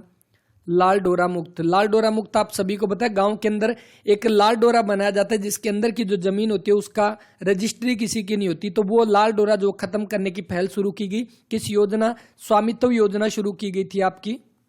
उसके तहत जो लाल डोरा मुक्त करने वाला जो पहला गांव था वो सिरसी गांव था, जो कि करनाल के अंदर था। बेरी का पूछा जाए तो बेरी आपका झज्जर में पड़ता है। और हरियाणा के पहले मुख्यमंत्री जो थे भगवत दयाल शर्मा, उनका संबंध भी इसी बेरी झज्जर से जो है वो रहेगा। 1857 की क्रांति के समय झज्जर का नवाब, देखो ये क्वेश्चन आपका 2-3 बार आ चुका है। Abdul Rahman Khan option number first जो इसका वो राइट आंसर रहेगा। वहीं पे आपसे ये पूछे कि मेवात से नेतृत्व किसने किया था? तो मेवात से था सदरुद्दीन मेवाती। और रोहतक से कौन था? तो बिसारत अली खान जो है उन्होंने रोहतक से जो वो नेतृत्व किया था 1857 की क्रांति का। अशोक के टोपरा अभिलेख का मूल प्राप्ति स्थान कहां पर है? तो अशोक के टोपरा अभिलेख, तो टोपरा जो है वो आपका कहां पर पड़ता है? तो वर्तमान के यमुनानगर के अंदर है, वर्तमान के यमुनानगर। अब क्वेश्चन यहाँ पे ध्यान से देखना, क्वेश्चन के अंदर दिया क्या हुआ है कि टोपरा अभिलेख का मूल प्राप्ति स्थान कहां पर अवस्थित है? अभी कहां पर है? तो अभी तो वो यमुनानगर में होगा, ठीक है, ऑप्शन नंबर सेकंड। लेकिन अगर ये पूछे कि टोपरा अभिलेख आपका कहां पर मिला था, तो उस टाइम अंबाला जिला था, क्योंकि आपको पता है अंबाला के अंदर आपका यमुनानगर जो वो आपका कब बना था? 1989 के अंदर बना था। अंबाला तो आपका पहले का है, तो इसका मतलब अंबाला जो पहले था, अंबाला के अंदर आपका था टोपरा। लेकिन बाद में जब यमुनानगर 1 नवंबर 1989 को इससे अलग हुआ तो ये जो है आपका ये टोपरा कहां पर चला गया, यमुनानगर जिले के अंदर। तो इसका जो बनेगा ऑप्शन नंबर सेकंड जो इसका वो राइट आंसर रहेगा। टोपरा की बात की जाए तो जो टोपरा अभिलेख जो है ये किस भाषा के अंदर हो जाएगा, किस लिपि के अंदर है, तो लिपि पूछे तो आपकी कौन सी, ब्राह्मी लिपि जो है वो हो जाएगी, ब्राह्मी लिपि के अंदर है। 273 बीसी से लेकर और 232 बीसी तक इस टाइम पीरियड के बीच में इसको जो है आपका लिखा गया था। और इसके साथ ही इसी टोपरा अभिलेख को जो है कौन, फिरोज शाह तुगलक। तो फिरोज शाह तुगलक जब वो इसको कहां पर ले गया था, फिरोज शाह तुगलक इसको दिल्ली ले गया था, फिरोज शाह कोटला में, फिरोज शाह कोटला के अंदर जो ले गया था फिरोज शाह तुगलक ले गया था। ठीक है, तो इसका बना ऑप्शन नंबर सेकंड यमुनानगर। इसके बाद महेंद्रगढ़ जिले में बहने वाली नदियों के बारे में बताना है। देखो अंबुमती, दोहन, कसावटी, इंदौरी। कसावटी नदी आपकी कौन सी है, कृष्णावती नदी। कृष्णावती नदी जो है ना उसका पुराना नाम आपका कसावटी नदी या कसौटी नदी के नाम से भी जानी जाती है। ठीक है, तो इसके अकॉर्डिंग देखो जो दोहन नदी है इसका कहां से, ये नीम का थाना से निकलती है, नीम का थाना जो राजस्थान के अंदर। कृष्णावती नदी ये भी कहां से, ये भी नीम का थाना से निकलती है। तो इसका मतलब जो ये कसावटी और दोहन ये दोनों की दोनों हरियाणा के महेंद्रगढ़ में आपकी एंट्री करती है। तो इसका अकॉर्डिंग ऑप्शन नंबर सेकंड जो इसका वो राइट आंसर रहेगा। इंदौरी की बात की जाए तो इंदौरी आपकी कहां से, तो मेवात की पहाड़ी से निकलती है। कहां से, मेवात की पहाड़ी से निकलती है इंदौरी नदी। नेक्स्ट, हरियाणा के नवगठित छठे राज्य वित्त आयोग के चेयरमैन जो है वो कौन है, तो छठे राज्य वित्त आयोग की बात हमने की थी जिसका गठन जो आपका कब हुआ था, ध्यान रखना 31 मई 1994 को इसका गठन होता है। इसके अध्यक्ष चेयरमैन कौन हो जाएंगे, पी राघवेंद्र राव हो जाएंगे। और वहीं पे विकास गुप्ता जो इसके क्या है वो सदस्य सचिव जो है वो हो जाएंगे विकास गुप्ता। ठीक है, तो इसके बाद नेक्स्ट देखो हरियाणा उर्दू अकादमी के उपाध्यक्ष जो है वो कौन है, तो हरियाणा उर्दू अकादमी की बात की जाए तो पहली बात उर्दू अकादमी की स्थापना आपको ध्यान रखनी है कब, तो 22 दिसंबर 1985 को हरियाणा उर्दू अकादमी की स्थापना होती है। और इसका हेडक्वार्टर आपको पता है कहां पर है, पंचकुला के अंदर। उर्दू अकादमी की मासिक पत्रिका कौन सी, हमने अभी अभी पढ़ा था तो कमेंट करके बता देना। इसकी जो उपाध्यक्ष है वो कौन हो जाएंगे, चंद्र त्रिखा जो है, ऑप्शन नंबर थर्ड जो इसका वो राइट आंसर रहेगा। और इसके अलावा अगर पूछे इसके वाइस चेयरमैन कौन है, कार्यकारी उपाध्यक्ष है इसके राजेश खुल्लर। हरियाणा में बेगम समरू का महल कहां पर स्थित है, बेगम समरू एग्जाम में इस बार पूछा गया क्वेश्चन, एक दो एग्जाम में पूछा गया था। ये हरियाणा के गुरुग्राम के अंदर स्थित है आपका बेगम समरू का महल। अगर पूछा जाए बेगम समरू का महल ये किस काम में आता था, तो गुरुग्राम के जो कलेक्टर थे, गुरुग्राम के कलेक्टर यानी गुरुग्राम के डीसी जो था ना, उसके लगभग 200 सालों तक इसी गुरुग्राम का जो डीसी हुआ करता था इसका निवास स्थान हुआ करता था ये जो बेगम समरू का महल है जो गुरुग्राम के अंदर है। ठीक है, इसके साथ ही अगर बेगम समरू के बारे में पूछे तो आपकी बेगम समरू भारत की एकमात्र कैथोलिक शासिका हो जाएगी। मुस्लिम शासिका कौन थी भारत की, रजिया सुल्तान। कैथोलिक हो जाएगा तो बेगम समरू हो जाएगा। बेगम समरू के बारे में एक चीज और ध्यान रखनी, इनके नाम पर एक टीवी सीरियल चला था इनके ऊपर बेस, और वो टीवी सीरियल का नाम जो वो क्या था, बीचेम हाउस, बीचेम हाउस था। और इस बीचेम हाउस के अंदर बेगम समरू का जो किरदार किसने निभाया था, प्रसिद्ध अभिनेत्री लारा दत्ता ने जो है वो किरदार निभाया था। कॉमनवेल्थ खेलों में स्वर्ण पदक विजेता को सरकार के द्वारा कितनी राशि जो है वो दी जाती है, इंपॉर्टेंट क्वेश्चन। मेडल हमने पढ़े थे कौन कौन से दिए गए थे, अब आपको बात करनी है कॉमनवेल्थ गेमों के अंदर। अभी हाल ही में कॉमनवेल्थ गेम्स जो हुए थे उसके अंदर कुल पदकों में से हरियाणा ने यहाँ पर 9 पदक जीते थे, 9 गोल्ड मेडल, 9 तो जो है गोल्ड मेडल अकेले भारत, टोटल भारत की बात करें तो अकेले हरियाणा ने यहाँ पर 9 पदक जीते थे आपके कॉमनवेल्थ गेमों में। और वहीं पर अगर पूछे तो भारत ने कुल पदक जीते थे, भारत ने टोटल इसके अंदर 61 जो आपके पदक जीते थे, जिसमें से आपके हरियाणा की तरफ से अगर पूछ ले, हरियाणा की तरफ से, तो हरियाणा की तरफ से यहाँ पर 9 जो है वो आपके गोल्ड मेडल जीते थे। इसके साथ ही इसके बाद आपके 9 गोल्ड मेडल के साथ 5 तो आपके सिल्वर हो जाएंगे और 6 जो है वो आपके ब्रोंज पदक। कुल मिलाकर देखा जाए तो 20 पदक अकेले हरियाणा ने जीते थे। यहाँ पे टोटल जो मेडल जीते थे भारत ने 61 में से अकेले 20 जो वो जीते थे हरियाणा ने। ठीक है, तो इसके अकॉर्डिंग यहाँ पर दिया गया कि जो पुरस्कार दिए जाने वाली राशि जो वो कितनी थी। तो आपको सबसे पहले ये कॉमनवेल्थ गेम देख लेते हैं। देखो कॉमनवेल्थ गेम, तो कॉमनवेल्थ गेम जो थे, ठीक है, इसके अंदर अगर पूछा गया जो पहले नंबर पर जो रहेगा यानी जो गोल्ड मेडल जीत कर लाएगा उसको जो सम्मान की राशि दी जाएगी कितनी, 1.5 करोड़ रुपए जो वो दी जाएगी। दूसरे नंबर पर जो रहेगा यानी जो सिल्वर पदक जो लेकर आएगा उसको मिलेंगे यहाँ पर 75 लाख। और तीसरे नंबर पर जो रहेगा यानी कि जो ब्रोंज मेडल जीत कर लाएगा उनको मिलेंगे 50 लाख। ठीक है, 3 तो बात हो गई ये वाली। इसके बाद अभी हाल ही में हरियाणा सरकार ने इसी बार यहाँ पे घोषणा की कि जो चौथे नंबर पर जो आएगा, जो कोई भी पदक नहीं लाएगा लेकिन चौथे नंबर पर आएगा, उसको सरकार एक प्रोत्साहन राशि जो है वो देगी, यानी कि 15 लाख रुपए जो वो इसको देगी। ठीक है, अब बारी किसकी आई? बारी उसकी आई जो यहाँ पर भाग लिया था, लेकिन वो शुरू में ही बाहर हो गए, मतलब चौथी पोजीशन से बाद में आए थे, यानी कि जिसने सिर्फ पार्टिसिपेट किया था, यानी जिसने भाग लिया था, उसको कितने मिलेंगे? 7.5 लाख रुपए। ये इसी साल इनकी जो घोषणा की गई थी, 15 लाख चौथे नंबर पर, और जो भाग लेगा उसको 7.5 लाख रुपए यहां पर दिया गया। कॉमनवेल्थ में स्वर्ण पदक विजेता को कितने? 1.5 करोड़ रुपए जो है वो दिए जाएंगे। ठीक है, ऑप्शन नंबर 4। वहीं पे ये कॉमनवेल्थ की बात होगी तो ओलंपिक की ध्यान रख लेना। ओलंपिक के अंदर हरियाणा सरकार के द्वारा कितनी राशि दी जाती है? गोल्ड, सिल्वर और आपका ब्रोंज। तो गोल्ड, सिल्वर और ब्रोंज यहाँ पर कितने? गोल्ड के लिए दिए जाते हैं 6 करोड़ रुपए, यहाँ पर 4 करोड़ हो जाएंगे, और ये आपके कितने? 2.5 करोड़ रुपए। तो ये सम्मान की राशि आपकी कॉमनवेल्थ और ओलंपिक की है, इनको भी अच्छे से नोट कर लेना। और ये आपका कह सकते हैं जब करंट अफेयर का पूछा जाएगा उनमें ये भी क्वेश्चन आपका बन सकता है। नेक्स्ट देखिए, 1857 के विद्रोह के दौरान रोहतक का डीसी कौन था? रोहतक का कलेक्टर कौन था? तो रोहतक का जिलाधीश कौन था? तो ये जो डीसी जो था वो था एडम लोच। ऑप्शन नंबर 3 जो इसका वो राइट आंसर है। आपको ये ध्यान रखना है, जब रोहतक की बात की गई कि रोहतक का डीसी हो गया कौन? एडम लोच। ठीक है, इसके बाद जो बारी आती है वो आती है गुरुग्राम की। गुरुग्राम का डीसी जो है वो कौन था? तो गुरुग्राम का डीसी हो जाएगा विलियम फोर्ड। ठीक है, और तीसरा अगर आपसे पूछे हिसार का जो डीसी है वो कौन था?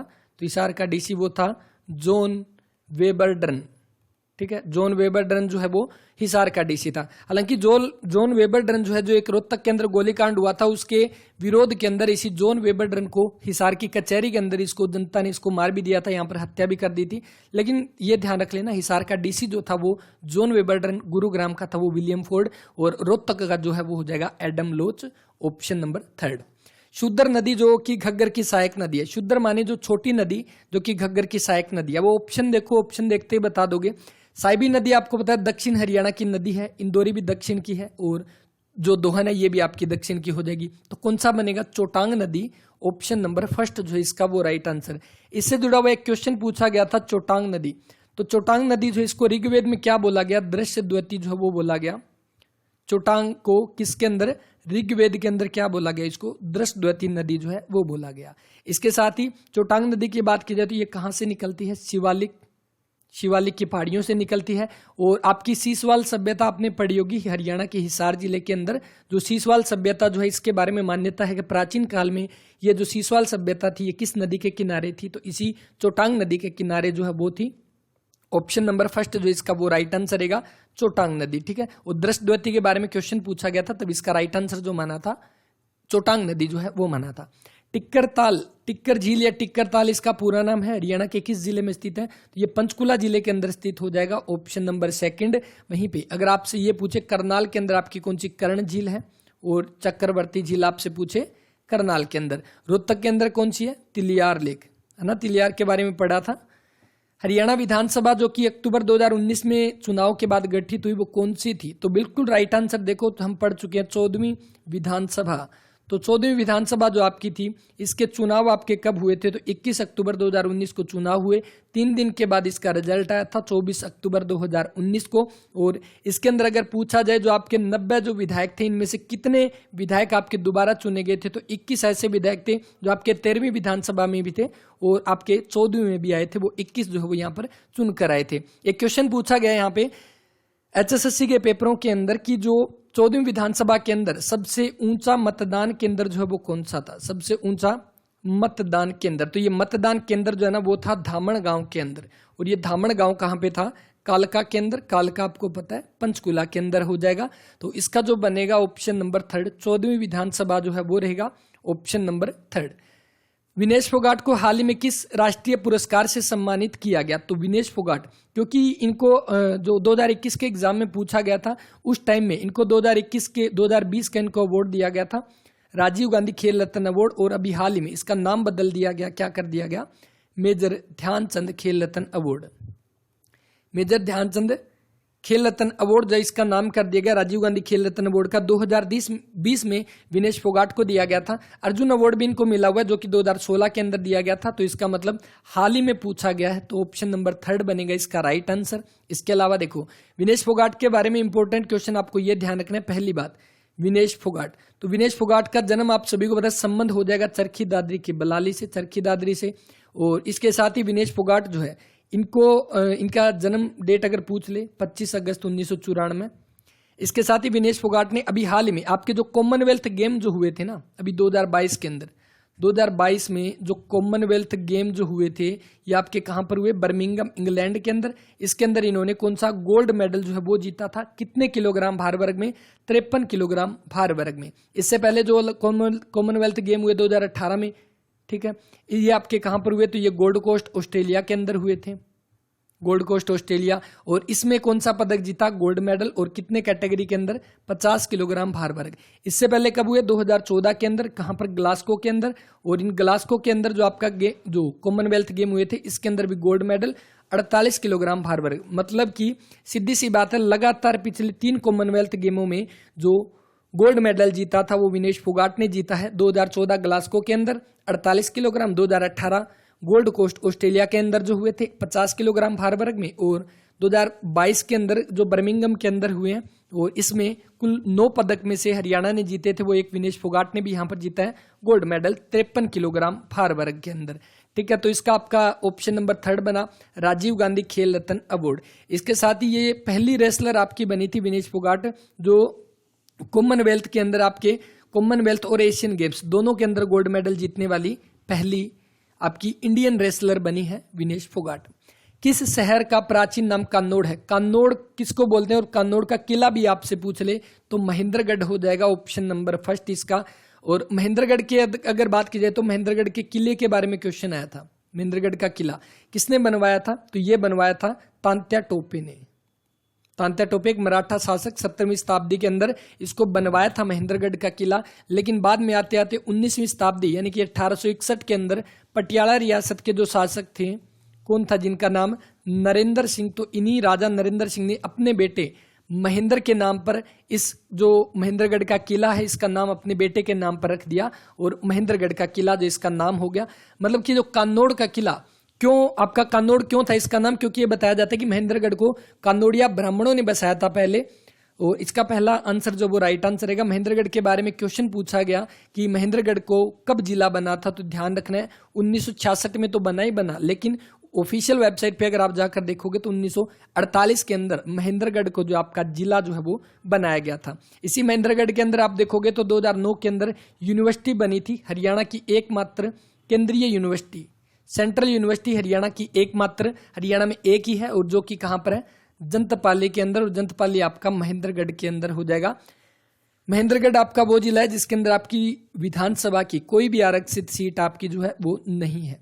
नेक्स्ट देखो, नेक्स्ट है कि तिलियार झील कहां पर है, बिल्कुल रोहतक हो जाएगा ऑप्शन नंबर 2। हम इसके बारे में बात कर चुके हैं। जींद के अंदर आपकी कौन सी, तो बुलबुल झील, बुलबुल झील आपकी जो वो कहां पर हो जाएगी, जींद के अंदर। गुरुग्राम के अंदर आपकी सुल्तानपुर, खलीलपुर, दमदमा, फरीदाबाद के अंदर आपकी सूरजकुंड और बड़खल झील। इसके साथ एक बड़वाड़ी झील जो और है, बड़वाड़ी झील, ये फरीदाबाद के अंदर, इसको किस नाम से जाना जाता है, खूनी झील के नाम से इसको जाना जाता है।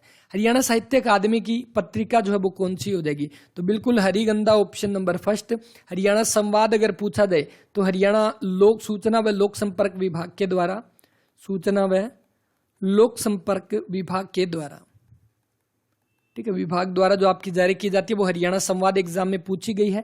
संदेश, देखो संदेश पत्रिका के बारे में पूछा जाता है। संदेश पत्रिका जो है एक समाचार पत्र जो कि किसके द्वारा जारी किया गया, पंडित नेकीराम शर्मा के द्वारा। और किस भाषा के अंदर, उर्दू भाषा के अंदर संदेश नामक जो साप्ताहिक समाचार पत्र है उसको जारी किया गया। अभी हाल ही में तिरुपति बालाजी मंदिर कहां पर बनाया गया, तिरुपति बालाजी मंदिर अगर देखा जाए तो पहले एक ही हुआ करता था जो भारत के दक्षिण के अंदर आंध्र प्रदेश में हुआ करता था। अब अगर उत्तर भारत से अगर किसी को तिरुपति बालाजी मंदिर के दर्शन करने हो तो उनको सीधा साउथ के अंदर जाना पड़ता था, आंध्र प्रदेश के अंदर। लेकिन इसके बाद दूसरा जो मंदिर बना है वो हरियाणा के कुरुक्षेत्र धर्म नगरी के अंदर बनाया गया है। तो ऑप्शन नंबर 1 जो इसका वो राइट आंसर रहेगा, कुरुक्षेत्र के अंदर। इसके साथ ही देखो गुरुग्राम में आपका कौन सा एकमात्र एकलव्य को समर्पित एकलव्य को समर्पित एकमात्र मंदिर, एकलव्य को समर्पित। तो ये मंदिर आपका कहाँ पर है? ये खांडसा के अंदर, और खांडसा आपका कहाँ पर पड़ता है? गुरुग्राम के अंदर। तो खांडसा गुरुग्राम में आपका एकलव्य को समर्पित एकमात्र मंदिर जो है वो रहेगा अंबाला में। देखो सूरजकुंड मेला हमने पढ़ा, सूरजकुंड मेला कहाँ पर लगता है? गुरुग्राम के अंदर, ठीक है, फरीदाबाद के अंदर। सूरजकुंड गुरुद्वारा अगर आपसे पूछे ना, सूरजकुंड गुरुद्वारा ये कहाँ पर पड़ता है? सूरजकुंड गुरुद्वारा आपका अंबाला में रहेगा। वहीं पे पंचकुला में आपका कौन सा है? नाडा साहिब गुरुद्वारा आपसे पूछे, नाडा साहिब गुरुद्वारा, तो ये आपका पंचकुला में रहेगा। नेक्स्ट, नाहर वन्य जीव अभ्यारण्य कहाँ पर है? तो नाहर वन्य जीव अभ्यारण्य बिल्कुल रेवाड़ी के अंदर हो जाएगा, ऑप्शन नंबर 4। और ये जो नाहर वन्य जीव अभ्यारण्य है ना, इसको आपका कब बनाया गया? 1987 में इसको वन्य जीव अभ्यारण्य बनाया गया। इसके बारे में बताया जाता है कि ये पहले जो दुजाना के जो नवाब हुआ करते थे उनकी चरागाह भूमि हुआ करती थी। ये क्या होती थी? जो दुजाना का जो नवाब था, नवाब, तो इसकी क्या थी? ये चरागाह भूमि हुआ करती थी, चरागाह भूमि।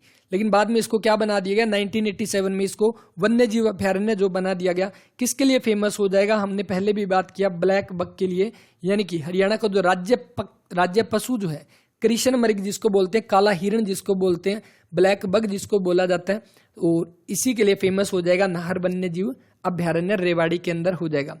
साहिबी नदी जो निम्न में से किस जिले में नहीं बहती है? तो साहिबी नदी अगर देखा जाए तो हरियाणा की दक्षिण की मुख्य नदी, यानी कि मेन नदी अगर पूछे दक्षिण की, तो वो आपकी साहिबी नदी है।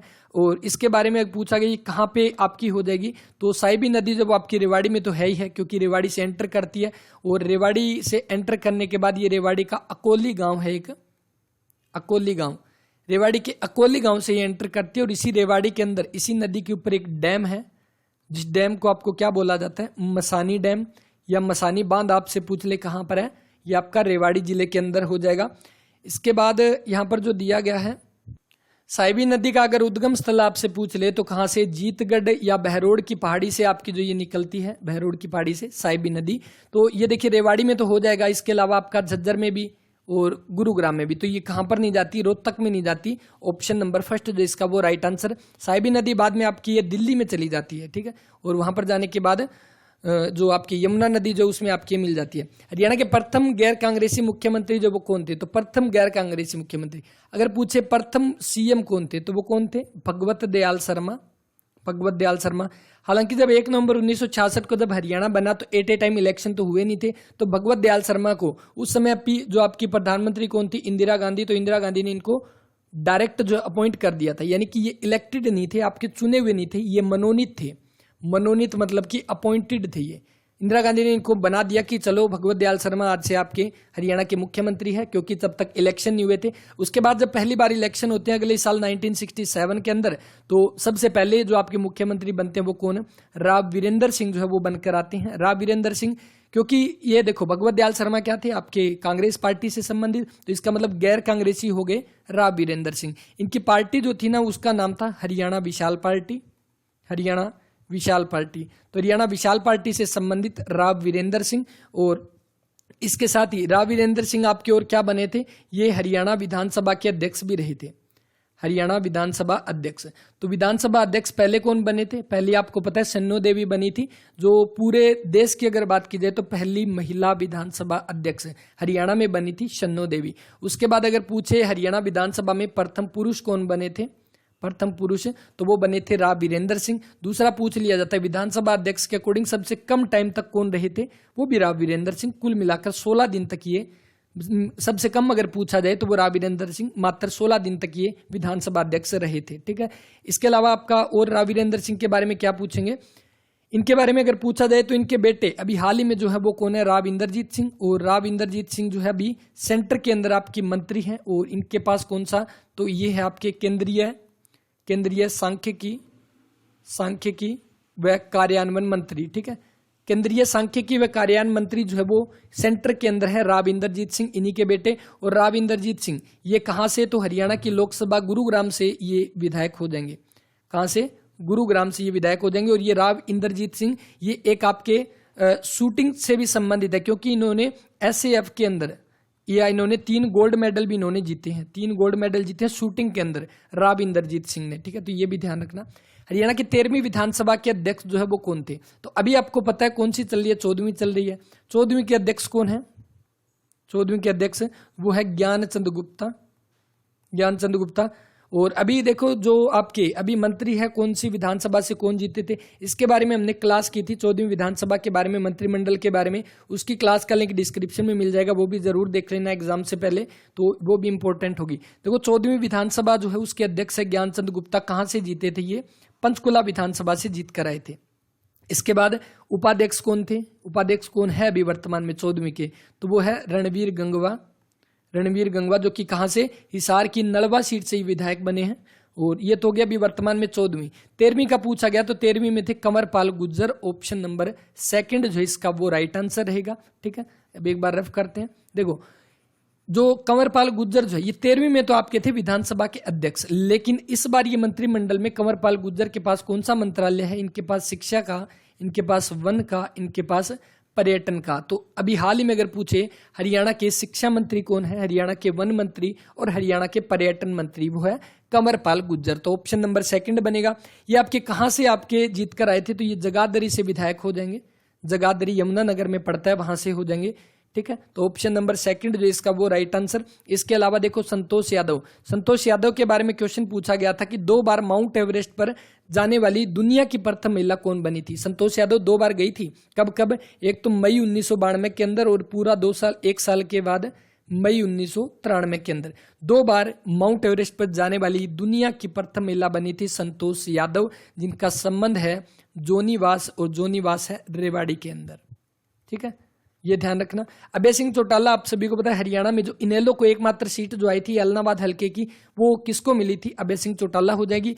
और जो ML खट्टर, मनोहर लाल खट्टर, इनका संबंध तो रोहतक से है, लेकिन ये आपके कहां से जीते थे? करनाल से। इसीलिए करनाल को हम क्या बोलते हैं? CM सिटी बोलते हैं। नेक्स्ट देखो सुल्तानपुर नेशनल पार्क के बारे में अधोलिखित आपको बताना है, कथनों पर विचार करना है। सुल्तानपुर नेशनल पार्क हरियाणा के गुरुग्राम जिले के अंदर स्थित आपका सुल्तानपुर नेशनल पार्क, जिसको 1971 के अंदर सुल्तानपुर नेशनल पार्क को क्या बनाया गया? सबसे पहले पक्षी विहार जो इसको बनाया गया था, पक्षी विहार। उसके बाद 5 जुलाई 1991 को क्या बना दिया गया? इसको एक नेशनल पार्क जो है वो बना दिया गया। यह अपने प्रवासी पक्षियों के लिए प्रसिद्ध है। बिल्कुल, सुल्तानपुर नेशनल पार्क के बारे में अगर पूछे तो ये किसके लिए? साइबेरियन सारस के लिए प्रसिद्ध है, साइबेरियन सारस। ठीक है, तो साइबेरियन सारस जो है वो यहाँ पर आते हैं, साइबेरिया से सारस चलकर आते हैं। तो इसका दूसरा भी बिल्कुल ठीक हो जाएगा। तो इसका मतलब अपना जो ऑप्शन नंबर डी बनेगा, दोनों के दोनों ठीक हो जाएंगे। अगर देखा जाए हरियाणा में कुल आपके कितने 2 नेशनल पार्क हैं। एक आपका कलेसर है यमुनानगर के अंदर, और एक आपका कौन सा? सुल्तानपुर। तो सुल्तानपुर जो है ना इन दोनों में छोटा है। क्यों? क्योंकि सुल्तानपुर का अगर पूछा जाए 1.43 वर्ग किलोमीटर के अंदर फैला हुआ है। ठीक है, तो ये अपना बना ऑप्शन नंबर डी जो इसका वो राइट आंसर। शेख चिली का मकबरा जो है वो कहां पर स्थित है? तो इनको मैच करो। सबसे पहले शेख चिली का मकबरा, सबसे पहली बात इसको क्या बोलते हैं? शेख चिली के मकबरे को इसको बोलते हैं हरियाणा का ताजमहल। हरियाणा का ताजमहल, क्योंकि ताजमहल जो है आगरा के अंदर, उसकी हूबहू कॉपी जो है वो है शेख चिली का मकबरा। जैसे आगरा का ताजमहल किसने बनवाया था? शाहजहां ने। तो शेख चिली का मकबरा किसने बनवाया था? इसको बनवाया था शाहजहां का बेटा था, जिसका नाम दारा शिकोह। तो दारा शिकोह जो उसने बनाया शेख चिली का मकबरा। क्यों? क्योंकि शेख चिली गुरु हुआ करता था दारा शिकोह का। तो ये कहां पर है? बिल्कुल थानेसर के अंदर स्थित हो जाएगा। गुजरी महल जो वो आपका कहां पर? हिसार के अंदर। और गुजरी महल को क्या बोलते हैं? दिल्ली सल्तनत का, दिल्ली सल्तनत, या आपको बोलेगा सल्तनत काल का ताजमहल तो ये ताजमहल है हिसार के बस स्टैंड के बिल्कुल सामने। गुजरी महल जो है इसी गुजरी महल के अंदर आपकी कौन सी है? लाट की मस्जिद है। लाट की मस्जिद आपसे पूछे कहां पर है? गुजरी महल में। तो ये हिसार में हो जाएगा। इब्राहिम लोदी का मकबरा आपको याद होगा 21 अप्रैल 1526 को पानीपत का प्रथम युद्ध जब हुआ था बाबर के बीच में, और बाबर के और इब्राहिम लोदी के बीच में, तो इसमें बाबर जीत जाता है और इब्राहिम लोदी को यहाँ पर मार दिया जाता है। और इसी के साथ इब्राहिम लोदी युद्ध स्थल पर मारा जाने वाला पहला जो दिल्ली सल्तनत का राजा बना था। तो ये आपका बिल्कुल पानीपत में मरा था, तो वहीं पे इसका मकबरा बना दिया गया। शीश महल अगर देखा जाए हरियाणा में, शीश महल ये किसकी? तो ये लाल किले की हूबहू कॉपी है, लाल किले की। और ये हरियाणा के गुरुग्राम के फरुख नगर में जो है वो रहेगा। तो चारों के चारों आमने सामने मैच हो गए, पहले का पहला, दूसरे का दूसरा। तो ऑप्शन नंबर थर्ड।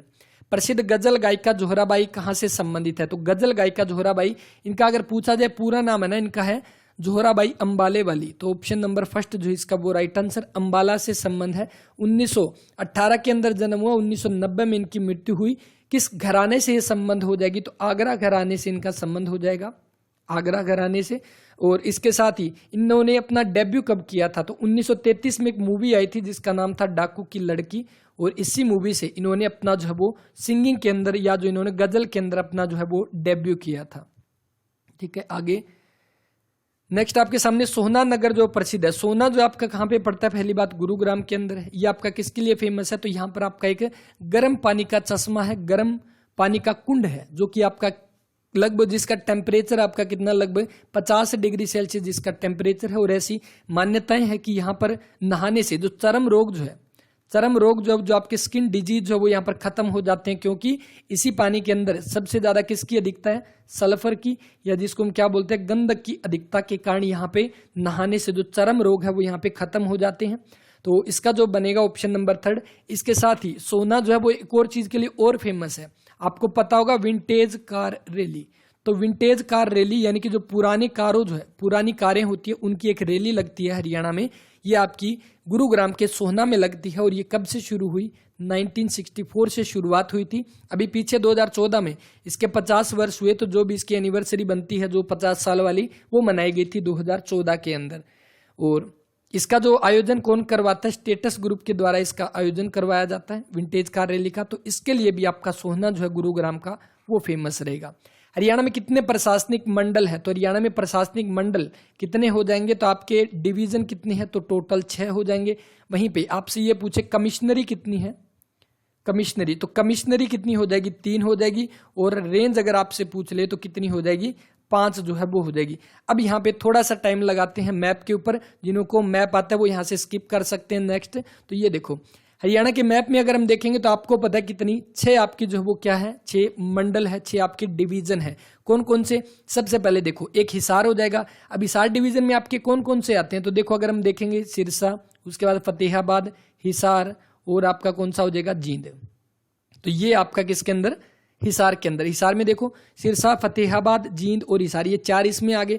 उसके बाद अगर आप देखोगे यहाँ पे ऊपर चलो, यहाँ पे अंबाला के अंदर, तो अंबाला में कौन कौन से, पंचकुला, यमुनानगर, अंबाला और कुरुक्षेत्र, ये आपके इसके अंदर आते हैं। ये देखो, ठीक है, पंचकुला, अंबाला, इसको याद रख सकते हो, पेटीएम से पे के, यानी पंचकुला, अंबाला, यमुनानगर और कुरुक्षेत्र। इसके बाद देखो करनाल आ गया। करनाल के अंदर आपके कौन से, करनाल, कैथल और पानीपत, ये 3 आपके पास में लग रहे हैं ना, करनाल, कैथल और पानीपत, तो ये 3 करनाल में आ जाएंगे। इसके बाद आपका कौन सा आ गया, रोहतक। तो रोहतक में आपके 5 आते हैं, देखो कौन कौन से टच होते हैं इसके साथ, तो जींद तो ऊपर चला ही गया। इसके साथ ही आपका सोनीपत, इसके साथ झज्जर, चरखी दादरी, भिवानी और एक रोहतक खुद, टोटल 5 आते हैं रोहतक के अंदर।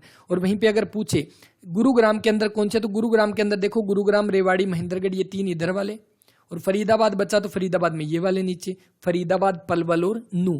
तो ये तो बात हुई मंडल की कि मंडल आपके कौन कौन से। तो मैप अगर देखोगे आपको याद हो गया कौन सा डिस्ट्रिक्ट कहाँ पर है, तो आपको मंडल भी याद हो जाएंगे बिल्कुल आसानी से।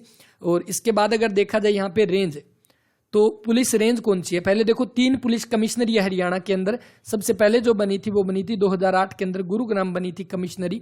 और यहाँ पर देखो सबसे पहले देखो एक तो पंचकुला है पुलिस कमिश्नरी, इसके बाद एक आपका कौन सा, गुरुग्राम है, एक फरीदाबाद है। ठीक है, ये 3 पुलिस कमिश्नरी है। इसका मतलब अब आपकी जो रेंज हम बात करेंगे पुलिस रेंज की, तो रेंज में अगर देखेंगे तो देखो हिसार आपका एज इट इज रहेगा, मंडल और रेंज, करनाल आपका एज इट इज रहेगा, रोहतक आपका एज इट इज रहेगा, इनमें कोई फर्क नहीं आएगा।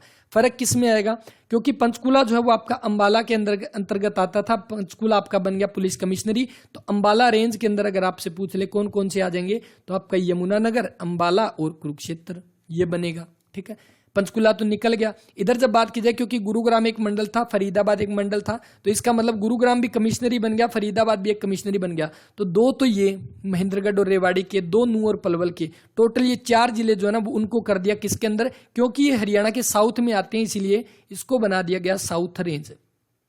तो साउथ रेंज में आपके कौन कौन से, महेंद्रगढ़, रेवाड़ी, गुरुग्राम, महेंद्रगढ़, रेवाड़ी, पलवल और नू, क्योंकि गुरुग्राम और फरीदाबाद क्या बन गए आपके, पुलिस कमिश्नरी बन गए। ठीक है, तो इस तरह से आपको बस एक बार मैप खुद कर लेना, 1 से 2 बार, 1 रुपए का मैप आता है, 20 एक मैप ले आओ और एक बार नदियां कर लो, एक बार कमिश्नरी, एक बार बाउंड्री पढ़ लो, सारी पढ़ लो अच्छे से, फिर आपके कभी भूलोगे नहीं, गारंटी है इस चीज की। हरियाणा का राज्य पशु कौन सा है? तो कृष्ण मृग हो जाएगा, ब्लैक बक के नाम से जिसको जानते हैं, ब्लैक बक। हरियाणा का रेवाड़ी के अंदर नाहर वन्य जीव अभयारण्य इसके लिए प्रसिद्ध हो जाएगा। अगर ब्लैक बक की देखा जाए तो इसका जीवन काल 10 से 14 वर्ष हो जाएगा, और वहीं पे इसके गर्भाधारण यानी गर्भाधारण का टाइम कितना है इसका? 167 दिन।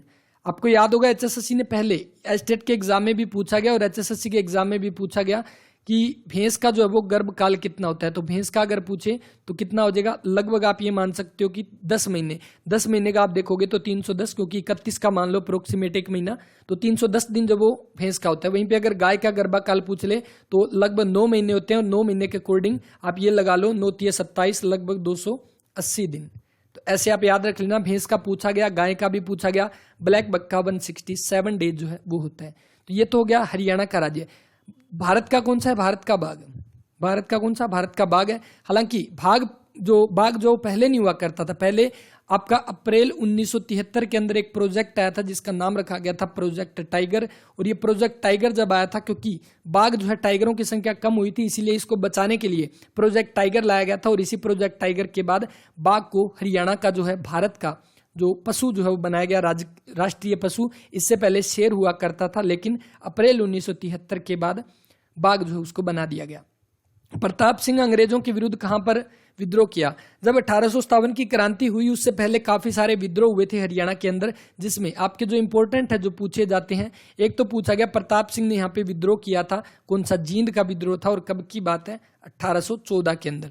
इसके साथ सबसे ज्यादा बार पूछा जाने वाला लाडवा का विद्रोह, लाडवा का विद्रोह। तो लाडवा का विद्रोह हरियाणा में कहां पर हुआ? लाडवा के अंदर। और इसके साथ ही ये कब हुआ था? 1845 के अंदर। और इसके साथ ही किसने इसका नेतृत्व किया था? अजीत सिंह ने। सबसे ज्यादा बार जो विद्रोह में क्वेश्चन पूछा गया ना वो लाडवा का विद्रोह पूछा गया। इसके बाद आपकी बारी आती है राणिया का विद्रोह और एक छछरौली का विद्रोह।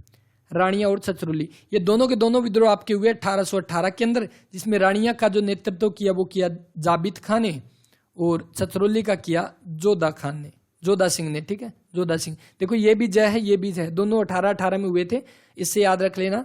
और प्रताप सिंह का पूछा गया option number 2 Jind. National cancer institute कहां पर स्थित है? तो नेशनल कैंसर इंस्टीट्यूट जो है वो हरियाणा के झज्जर के बाडसा के अंदर स्थित हो जाएगा। ये कहां पर पड़ता है? झज्जर में। ठीक है, तो इसका बना ऑप्शन नंबर 3। कलानौर अगर पूछा जाए तो रोहतक की आरक्षित सीट आपकी जो है वो कौन सी? कलानौर है। और एक ऐतिहासिक चबूतरा पूछा जाता है हरियाणा के अंदर, 24 चबूतरा जो वो कहां पर है? ये मैम रोहतक के अंदर हो जाएगा। सांपला, जहां पर चौधरी छोटू राम का जन्म हुआ और इसका नाम बदलकर क्या कर दिया गया? गढ़ी सांपला का छोटू राम नगर जो है वो नाम कर दिया गया। ठीक है, तो इसका जो बना ऑप्शन नंबर 3 बाडसा जो है वो बना।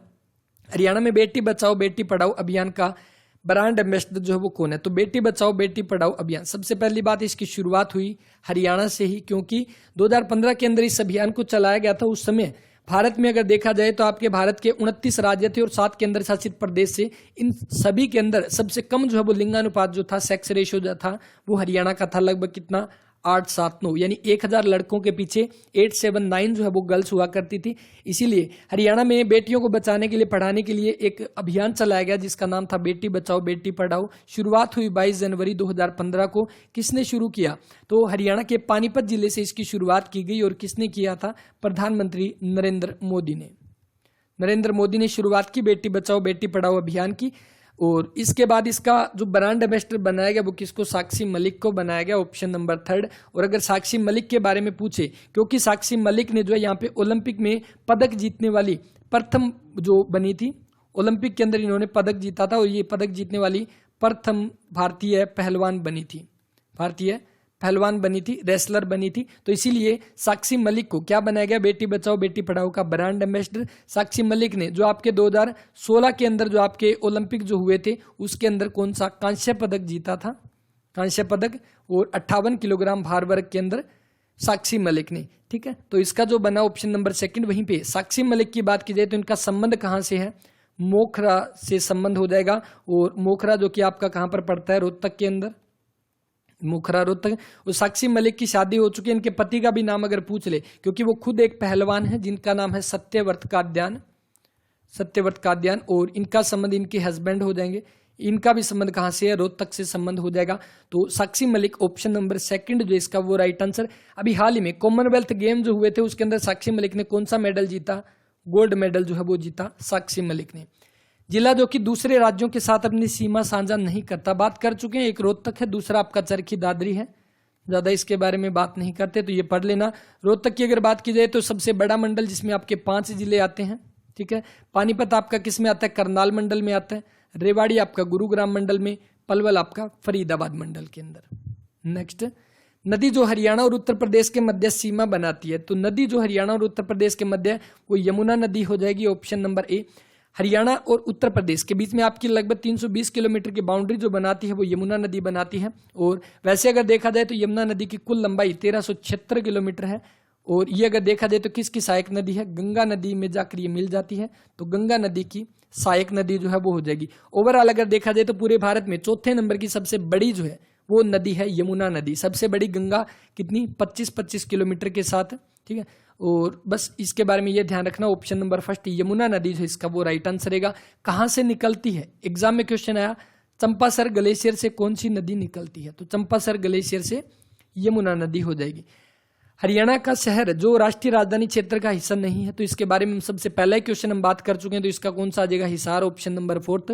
ये क्वेश्चन देखो 2019 में भी पूछा गया और 2021 में भी पूछा गया, सेम क्वेश्चन। गुरुग्राम किस प्राचीन गुरु से संबंधित है, गुरुग्राम द्रोणाचार्य से संबंधित हो जाएगा, ऑप्शन नंबर सेकंड जो इसका वो राइट आंसर। गुरुग्राम की बात की जाए तो इसका पहले नाम गुड़गांव था, 2016 में गुड़गांव से इसका नाम गुरुग्राम जो है वो कर दिया गया। 2008 में गुरुग्राम को क्या बना दिया गया, नगर निगम बनाया गया 2008 में। अभी हाल ही में हरियाणा में कुल कितने, तो 11 नगर निगम है हरियाणा में, 11 नगर निगम, जिनमें अगर देखा जाए तो अकेला गुरुग्राम है जिसमें आपके 2 नगर निगम, एक तो गुरुग्राम खुद और एक मानेसर को बनाया गया था, ठीक है। तो 2 कुल मिलाकर अभी 11 जो है वो नगर निगम है। गुरुग्राम की बात की जाए सर्वाधिक साक्षरता दर गुरुग्राम में है, 2008 में नगर निगम बनाया गया और 2008 में सबसे पहले पुलिस कमिश्नरी जो बनी थी वो भी कौन बना, गुरुग्राम बना था। नेक्स्ट, इसके बाद दिया गया जिला जिसमें गुजरी महल स्थित है, बिल्कुल हिसार के अंदर हो जाएगा, ऑप्शन नंबर सेकंड। गुजरी महल वैसे अगर देखा जाए तो किससे बना है, तो काले पत्थरों से बना हुआ है, काले पत्थरों से। और गुजरी महल के अंदर भी आपका एक स्तंभ है जिसके ऊपर आपके कितने अभिलेख लिखे हुए हैं, 8 अभिलेख जो है वो लिखे हुए हैं। और यहाँ पर आपकी कौन सी, तो लाट की मस्जिद आपसे पूछ ले कहाँ पर है, तो लाट की मस्जिद हिसार के अंदर। एक क्वेश्चन कंफ्यूज करने वाला, एक तो क्वेश्चन आपका बनता है फिरोज शाह की लाट कहाँ पर है, फिरोज शाह की लाट, और दूसरा आपका लाट की मस्जिद। तो फिरोज शाह की लाट और लाट की मस्जिद दोनों ध्यान रखने, ये तो आपका हिसार में हो जाएगा और ये आपकी कहाँ पर है, फतेहाबाद में जो है वो हो जाएगी। तो दोनों ध्यान रखने, लाट की मस्जिद गुजरी महल के अंदर है लेकिन फिरोज शाह की लाट आपकी फतेहाबाद में हो जाएगी। नेक्स्ट, मुख्यमंत्री के रूप में अवधि के आधार पर हरियाणा में अवरोही क्रम यानी कि सबसे ज्यादा से कम की तरफ बढ़ना है, कौन सा सबसे ज्यादा, देखो हम पढ़ चुके हैं, चौधरी बंसीलाल सबसे ज्यादा हो जाएगा, उसके बाद चौधरी भजनलाल सबसे ज्यादा, उसके बाद आपके कौन से बंसीलाल, उसके बाद आपके भूपेंद्र सिंह हुड्डा और चौधरी देवीलाल। तो इस अकॉर्डिंग ये अरेंज हो जाएंगे। जिला जो मुख्यतः जूही नहर के द्वारा सिंचित है, तो कौन सा हो जाएगा, तो जूही नहर जो आपकी कहां पर, भिवानी के अंदर हो जाएगा, ऑप्शन नंबर थर्ड। और जूही नहर के बारे में अगर आपसे पूछ ले कि जूही नहर का एक परियोजना चलाई गई थी जो कि 1969 के अंदर इसको शुरू किया गया था, तो भिवानी के अंदर, ऑप्शन नंबर थर्ड। लंबाई पूछे तो लगभग 170 किलोमीटर लंबाई जो है वो हो जाएगी इसकी। शन्नो देवी के बारे में आपको बताना है, हालांकि शन्नो देवी के बारे में हम एक बात पहले पढ़ चुके हैं कि ये पहली महिला विधानसभा अध्यक्ष बनी थी, पूरे भारत की बात करो या हरियाणा की बात करो। तो शन्नो देवी जो है ये पंजाब विधानसभा की उपाध्यक्ष रह चुकी है, बिल्कुल ठीक है। इससे पहले हरियाणा पंजाब एक था, 1 नवंबर 1966 से पहले, इससे पहले ये विधानसभा की उपाध्यक्ष रह चुकी है पंजाब की। शन्नो देवी का अगर देखा संबंध कहाँ से, इनका संबंध मुल्तान से है, मुल्तान में इनका जन्म हुआ, वर्तमान पाकिस्तान में। जब हरियाणा का गठन हुआ तो उन्हें हरियाणा विधानसभा का अध्यक्ष बना लिया गया, तो दूसरा भी ठीक है, दोनों ठीक हो जाएंगे। इसके अलावा शन्नो देवी के नाम पर एक पुरस्कार दिया जाता है, तो किस फील्ड में दिया जाता है, तो पंचायती क्षेत्र के अंदर, पंचायत के क्षेत्र में शन्नो देवी पंचायती पुरस्कार जो है आपका दिया जाता है। नेक्स्ट, खेर अंदेश नहीं, ये खेर संदेश है। तो खेर संदेश जो है वो समाचार पत्र किसके द्वारा संपादन किया गया, तो ये किया गया राय बहादुर लाला मुरलीधर के द्वारा, ऑप्शन नंबर सेकंड। वहीं पे चौधरी छोटू राम के बारे में पूछा जाता है, इन्होंने किसका, तो जाट गजट जो समाचार पत्र वो जारी किया था 1916 के अंदर उर्दू भाषा के अंदर। लेकिन यहाँ पर पूछा खेर संदेश, जो कि राय बहादुर लाला मुरलीधर ने इसका संपादन किया था। राय बहादुर मुरलीधर, इनका संबंध है कहाँ से, पलवल जिले से। इनका जन्म हुआ 1848 के अंदर और 1889 के अंदर इन्होंने खेर संदेश जो है इस समाचार पत्र का संपादन किया था 1889 के अंदर। ठीक है, तो इसके बारे में बस ये ध्यान रखना, ऑप्शन नंबर सेकंड। लाला मुरलीधर जो ये आपके प्रथम पुरुष जेल सत्याग्रही भी बने थे। ईस्टर्न पेरिफेरल एक्सप्रेसवे के बारे में अधोलिखित कथनों पर विचार करना है। तो आपको पता होगा दो आपके, जैसे अगर हम मैप देखते हैं, मैप ये देखो, अगर हम मैप देखेंगे ना तो ये आपका दिल्ली है। ठीक है, ये आपका दिल्ली है। और अगर दिल्ली में आप सभी को पता है ट्रैफिक से बचाने के लिए इसी दिल्ली के बाहर से, जैसे सोनीपत है, सोनीपत में एक जगह आती है कुंडली, तो कुंडली से आपका जो है एक बाईपास निकाला गया इस साइड से। ठीक है, और जो आपका कहां पर जाता है, पलवल के अंदर जाता है। और यहीं पे एक आपका इस साइड निकाला गया जो कि आपका कहां पे, पलवल में जाता है। तो मतलब दिल्ली से बाईपास निकालने के लिए आपके दो बड़े हाईवे निकाले गए, एक्सप्रेस वे निकाले गए, उन्हीं को आपका नाम दिया गया, एक तो KMP, एक KGP। क्यों नाम दिया गया, क्योंकि यहाँ पर कुंडली है, यहाँ पर आपका पलवल है। KMP मतलब ये आपके यहाँ पर मानेसर के अंदर से जाता है, इधर आपका यूपी में गाजियाबाद की तरफ से होकर जाता है, गाजियाबाद उत्तर प्रदेश की तरफ से। ठीक है, तो इस अकॉर्डिंग ये KMP, ये KGP। अब एक चीज और देखो यहाँ पे कि कौन सा आपका पूर्वी है, कौन सा आपका पश्चिमी परिधीय एक्सप्रेस वे है। तो जब भी हम क्वेश्चन करते हैं, मैथ की क्लास में हमने किया था कि आपको याद कैसे रखना है, पूर्व कहाँ पे है, पश्चिम कहाँ पे है। तो आप याद रखो पप्पू से ये पप्पू, तो ये पश्चिम इधर होता है, पूर्व इधर होता है। मतलब कि जो इधर वाला है, तो बताओ ये कौन सा परिधीय एक्सप्रेस वे होगा, तो ये पश्चिमी इधर होगा हरियाणा में, तो पूर्वी कहाँ पर होगा, गाजियाबाद की तरफ। तो इसका मतलब इसमें देखो इसने क्या दिया, ईस्टर्न। ईस्टर्न मतलब कि आपका पूर्वी, और पूर्वी कहाँ पर होगा, कुंडली, गाजियाबाद, पलवल एक्सप्रेस वे। ठीक है, इसकी लंबाई 200 किलोमीटर से अधिक है। 200 किलोमीटर देखो KMP और KGP। हालांकि KMP तो वो इन दोनों में बड़ा है, जिसकी लंबाई 135.6 किलोमीटर है, तो ये बड़ा है, तब भी इसकी भी नहीं है। तो इसकी KGP कितनी, 135 किलोमीटर है, तो ये आपका सेकंड गलत हो गया। तो इसका मतलब जो सिर्फ और सिर्फ ओनली फर्स्ट जो स्टेटमेंट है वो बिल्कुल ठीक है, दूसरी यहाँ पे गलत हो जाएगी। मारकंडा नदी जो है वो किस जिले में नहीं बहती, मारकंडा नदी। पहली बात, मारकंडा नदी, क्वेश्चन यहां से जो जो पूछे गए थे सिर्फ वो पढ़ेंगे। मारकंडा नदी का पुराना नाम पूछा गया एग्जाम में, अरुणा जो है इसका पुराना नाम हो जाएगा। हरियाणा में कहां से ये प्रवेश करती है, तो हरियाणा में ये कहां से, काला अंब नामक जगह है एक, अंबाला में, यानी अंबाला से प्रवेश करती है। हालांकि काला अंब नामक जगह पानीपत में भी है, जहां पर पानीपत का तीसरा युद्ध हुआ था 14 जनवरी 1761 को। लेकिन ये काला अंब जो है ना अंबाला में है, जहां से मारकंडा नदी जो है वो हरियाणा में प्रवेश करती है। इसकी सहायक नदी कौन सी है, तो सहायक नदी हो जाएगी, एक तो रण है, एक बेकना है, बेकना, एक आपकी नकटी है, और एक आपकी टांगरी है। तो ये सारी जो है वो सहायक नदियां हैं मारकंडा की। ये इसके बाद देखो ये अंबाला से प्रवेश करती है, उसके बाद कहां पर, कुरुक्षेत्र के अंदर ये जाती है। कुरुक्षेत्र के अंदर एक झील है जिसका नाम है सनीसा झील। इस सनीसा झील में जाकर ये विलुप्त हो जाती है, और बाद में कैथल के अंदर जाकर ये घग्गर नदी में मिलती है। अब देखो यहां से समझ आएगा अच्छे से, मैप से अगर देखोगे, इसीलिए मैं कह रहा हूं अगर आप मैप करोगे तो आपको अच्छे से समझ हो जाएगा। अंबाला से ये प्रवेश करती है, उसके बाद कौन आएगा, कुरुक्षेत्र आएगा, कुरुक्षेत्र की सनीसा झील में मिलती है। इसके बाद आपका जो कैथल जो उसके अंदर जाकर ये घग्गर नदी में मिल जाती है। इसका मतलब ये कहां पे देखो, अंबाला में भी बहती है, कुरुक्षेत्र में भी, कैथल में भी, थोड़ा सा करनाल का एरिया भी इसके अंदर आ जाएगा।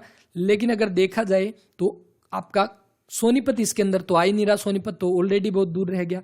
तो ऑप्शन नंबर सेकंड। हरियाणा का राजकीय वृक्ष जो है वो कौन सा है, तो हरियाणा का राजकीय वृक्ष जो है वो हो जाएगा आपका people, option number first. People का अगर देखा जाए तो पीपल का आपका साइंटिफिक नेम जो है वो कौन सा है, तो साइंटिफिक नेम है फिकस रिलीगियोसा। ठीक है, ये इसका साइंटिफिक नेम है। तो पीपल का साइंटिफिक नेम ये है। हरियाणा के साथ साथ एक और उड़ीसा का भी आपका राज्य वृक्ष हो जाएगा, राजकीय वृक्ष पीपल हो जाएगा। खेजड़ी की अगर बात की जाए, खेजड़ी या जांटी, हरियाणा, वैसे तो ये राजस्थान के अंदर इसकी ज्यादा मान्यता है, जो दशहरे के टाइम पे खेजड़ी की पूजा की जाती है। तो आपके राजस्थान में इसका मतलब जो हरियाणा का जो दक्षिणी भाग है जो राजस्थान के टच में है, वहां पर भी आपकी खेजड़ी की दशहरे के टाइम पे पूजा की जाती है। और अभी दशहरा भी आपका आने वाला है। बरगद, भारत का आपका कौन सा हो जाएगा, बरगद जो है वो आपका राष्ट्रीय वृक्ष जो है वो हो जाएगा। इसके बाद नेक्स्ट है कि सूरजकुंड अंतर्राष्ट्रीय हस्तशिल्प मेला। तो एक इंपॉर्टेंट टॉपिक और नोट कर लेना, जो करंट अफेयर के टॉपिक कहते हैं सूरजकुंड मेला, एग्जाम के अंदर क्वेश्चन बन सकता है। इसने पूछा 2018 में, कोई इंपॉर्टेंट नहीं है, 2018 काफी पुराना हो चुका, लेकिन फिर भी 32वां मेला हुआ था उस टाइम पे, और किर्गिस्तान यहाँ पर सहभागी राष्ट्र था, और सहभागी राज्य अगर पूछ ले तो कौन सा था, उत्तर प्रदेश सहभागी राज्य था। अब बात करते हैं करंट अफेयर की। तो करंट अफेयर के अकॉर्डिंग इसमें यह ध्यान रखना, अभी हाल ही में 35वां सूरजकुंड मेले का आयोजन किया गया 2022 के अंदर। कब से कब तक? 19 मार्च से 4 अप्रैल। ये क्यों याद रखना? क्योंकि आज तक 1987 में जब सूरजकुंड मेला शुरू हुआ तब से अब तक सिर्फ फरवरी महीने में आपका सूरजकुंड मेले का आयोजन होता था, लेकिन इस बार पहली बार हुआ जब ये आपका 19 मार्च से 4 अप्रैल के बीच में इसका आयोजन जो वो करवाया गया था। और इसमें अगर पूछे सहभागी राष्ट्र जो है वो कौन सा था, तो सहभागी राष्ट्र पहले बुलाया गया था ब्रिटेन को, लेकिन ब्रिटेन ने एंड टाइम पे मना कर दिया, तो किसको? उज्बेकिस्तान को यहाँ पर बुला लिया गया, उज्बेकिस्तान। और अगर पूछे थीम राज्य जो है वो कौन सा हो जाएगा, तो जम्मू कश्मीर जो वो थीम राज्य हो जाएगा। तो ये 35वें मेला जो सूरजकुंड मेला था उसके बारे में हो जाएगा। इसके साथ इससे पहले 34वां कब हुआ, तो ध्यान रखना ऐसा पहली बार हुआ कि जब 2021 में आपका मेला नहीं हुआ, मतलब 1987 से लेकर सिर्फ 2021 के अंदर कोरोना के चलते यहाँ पर मेले को रद्द किया गया था, वरना आपका हर साल मेला हुआ। तो इसका मतलब 34वां हुआ 2020 के अंदर। और इसमें अगर आपसे पूछे कि कौन बना था, तो यही उज्बेकिस्तान जो है वो यहाँ पर इसका बना था, जो थीम कंट्री, जो सहभागी राष्ट्र। और हिमाचल प्रदेश जो वो यहाँ पे क्या बना था, आपका राज्य बना था, सहभागी राज्य। ठीक है, तो ये इसके बारे में आप ध्यान रखना, किर्गिस्तान इसका बनेगा, लेकिन अपने को ध्यान ये वाले पॉइंट रखने हैं, तो इसको आप ध्यान रख लेना। वैसे सूरजकुंड मेला साल में एक बार लगता है, लेकिन अभी से आपकी ये योजनाएं बनाई जा रही है कि एक तो फरवरी में आपका आयोजन होगा और एक नवंबर में आयोजन जो है वो करवाया जाएगा। क्योंकि अगर देखा जाए सूरजकुंड मेला सबसे बड़ा इंटरनेशनल मेला है, ये आपका अंतर्राष्ट्रीय हस्तशिल्प मेला है। पहला आपका प्रथम केसलेस मेला भी आपसे पूछ ले सूरजकुंड मेला हो जाएगा, क्योंकि यहाँ पर जो आपके जो बाहर से आते हैं उनको क्या बोलते हैं, जो अतिथि आते हैं, ठीक है, मतलब जो बाहर से लोग आते हैं, उसकी वजह से यहाँ पर काफी ज्यादा रेवेन्यू जनरेट होता है। इसी वजह से हरियाणा सरकार ने एक बड़ा फैसला ये लिया था कि अभी साल में एक नहीं, आपके 2 जो है वो मेले करवाए जाएंगे, सूरजकुंड मेले। 90 क्वेश्चन यहाँ पर देखिए, निम्न में से किस जिले का जनसंख्या घनत्व सबसे कम है? तो सबसे कम जो है वो जनसंख्या घनत्व कहाँ का हो जाएगा? सिरसा जिले का। अब यहाँ पर इसको आराम से पढ़ो, सिरसा जिले के अंदर यहाँ पर पूछा गया सबसे कम जनसंख्या घनत्व। सबसे पहले अगर जनसंख्या की बात की जाए, हरियाणा के अंदर जनसंख्या कितनी है, तो जनसंख्या हो जाएगी 2,53,51,462 2011 की जनगणना के अनुसार। इसके बाद अगर देखा जाए हरियाणा पूरे 18वें रैंक पर रहेगा, पूरे भारत में अगर देखा जाए जनसंख्या के अकॉर्डिंग 18वां रैंक रहेगा जनसंख्या के अकॉर्डिंग। हरियाणा में अगर पूछा जाए जनसंख्या घनत्व कितना है, पॉपुलेशन डेंसिटी, तो वो हो जाएगा 573 व्यक्ति प्रति वर्ग किलोमीटर। अब डेंसिटी घनत्व क्या होता है, जिनको नहीं पता उनको बता दूं कि 1 वर्ग किलोमीटर के अंदर कितने व्यक्ति रह सकते हैं, वो जनसंख्या घनत्व कहलाया जाता है। और कितना? 573। और इसमें भी अगर ये देखा जाए कि गांव का कितना हो जाएगा, तो गांव का हो जाएगा 391, और शहर का अगर पूछ ले तो आपका कौन सा 4475 जो है वो शहर का जनसंख्या घनत्व हो जाएगा। लेकिन अब इसने पूछा कि किस जिले का जनसंख्या घनत्व सबसे कम है, तो देखो जहां पर सिरसा जिला आप सभी को पता है सबसे बड़ा जिला एरिया वाइज, तो इसके अंदर जनसंख्या घनत्व है वो 303 व्यक्ति प्रति वर्ग किलोमीटर। ठीक है, यानी कि ये हो जाएगा सबसे कम।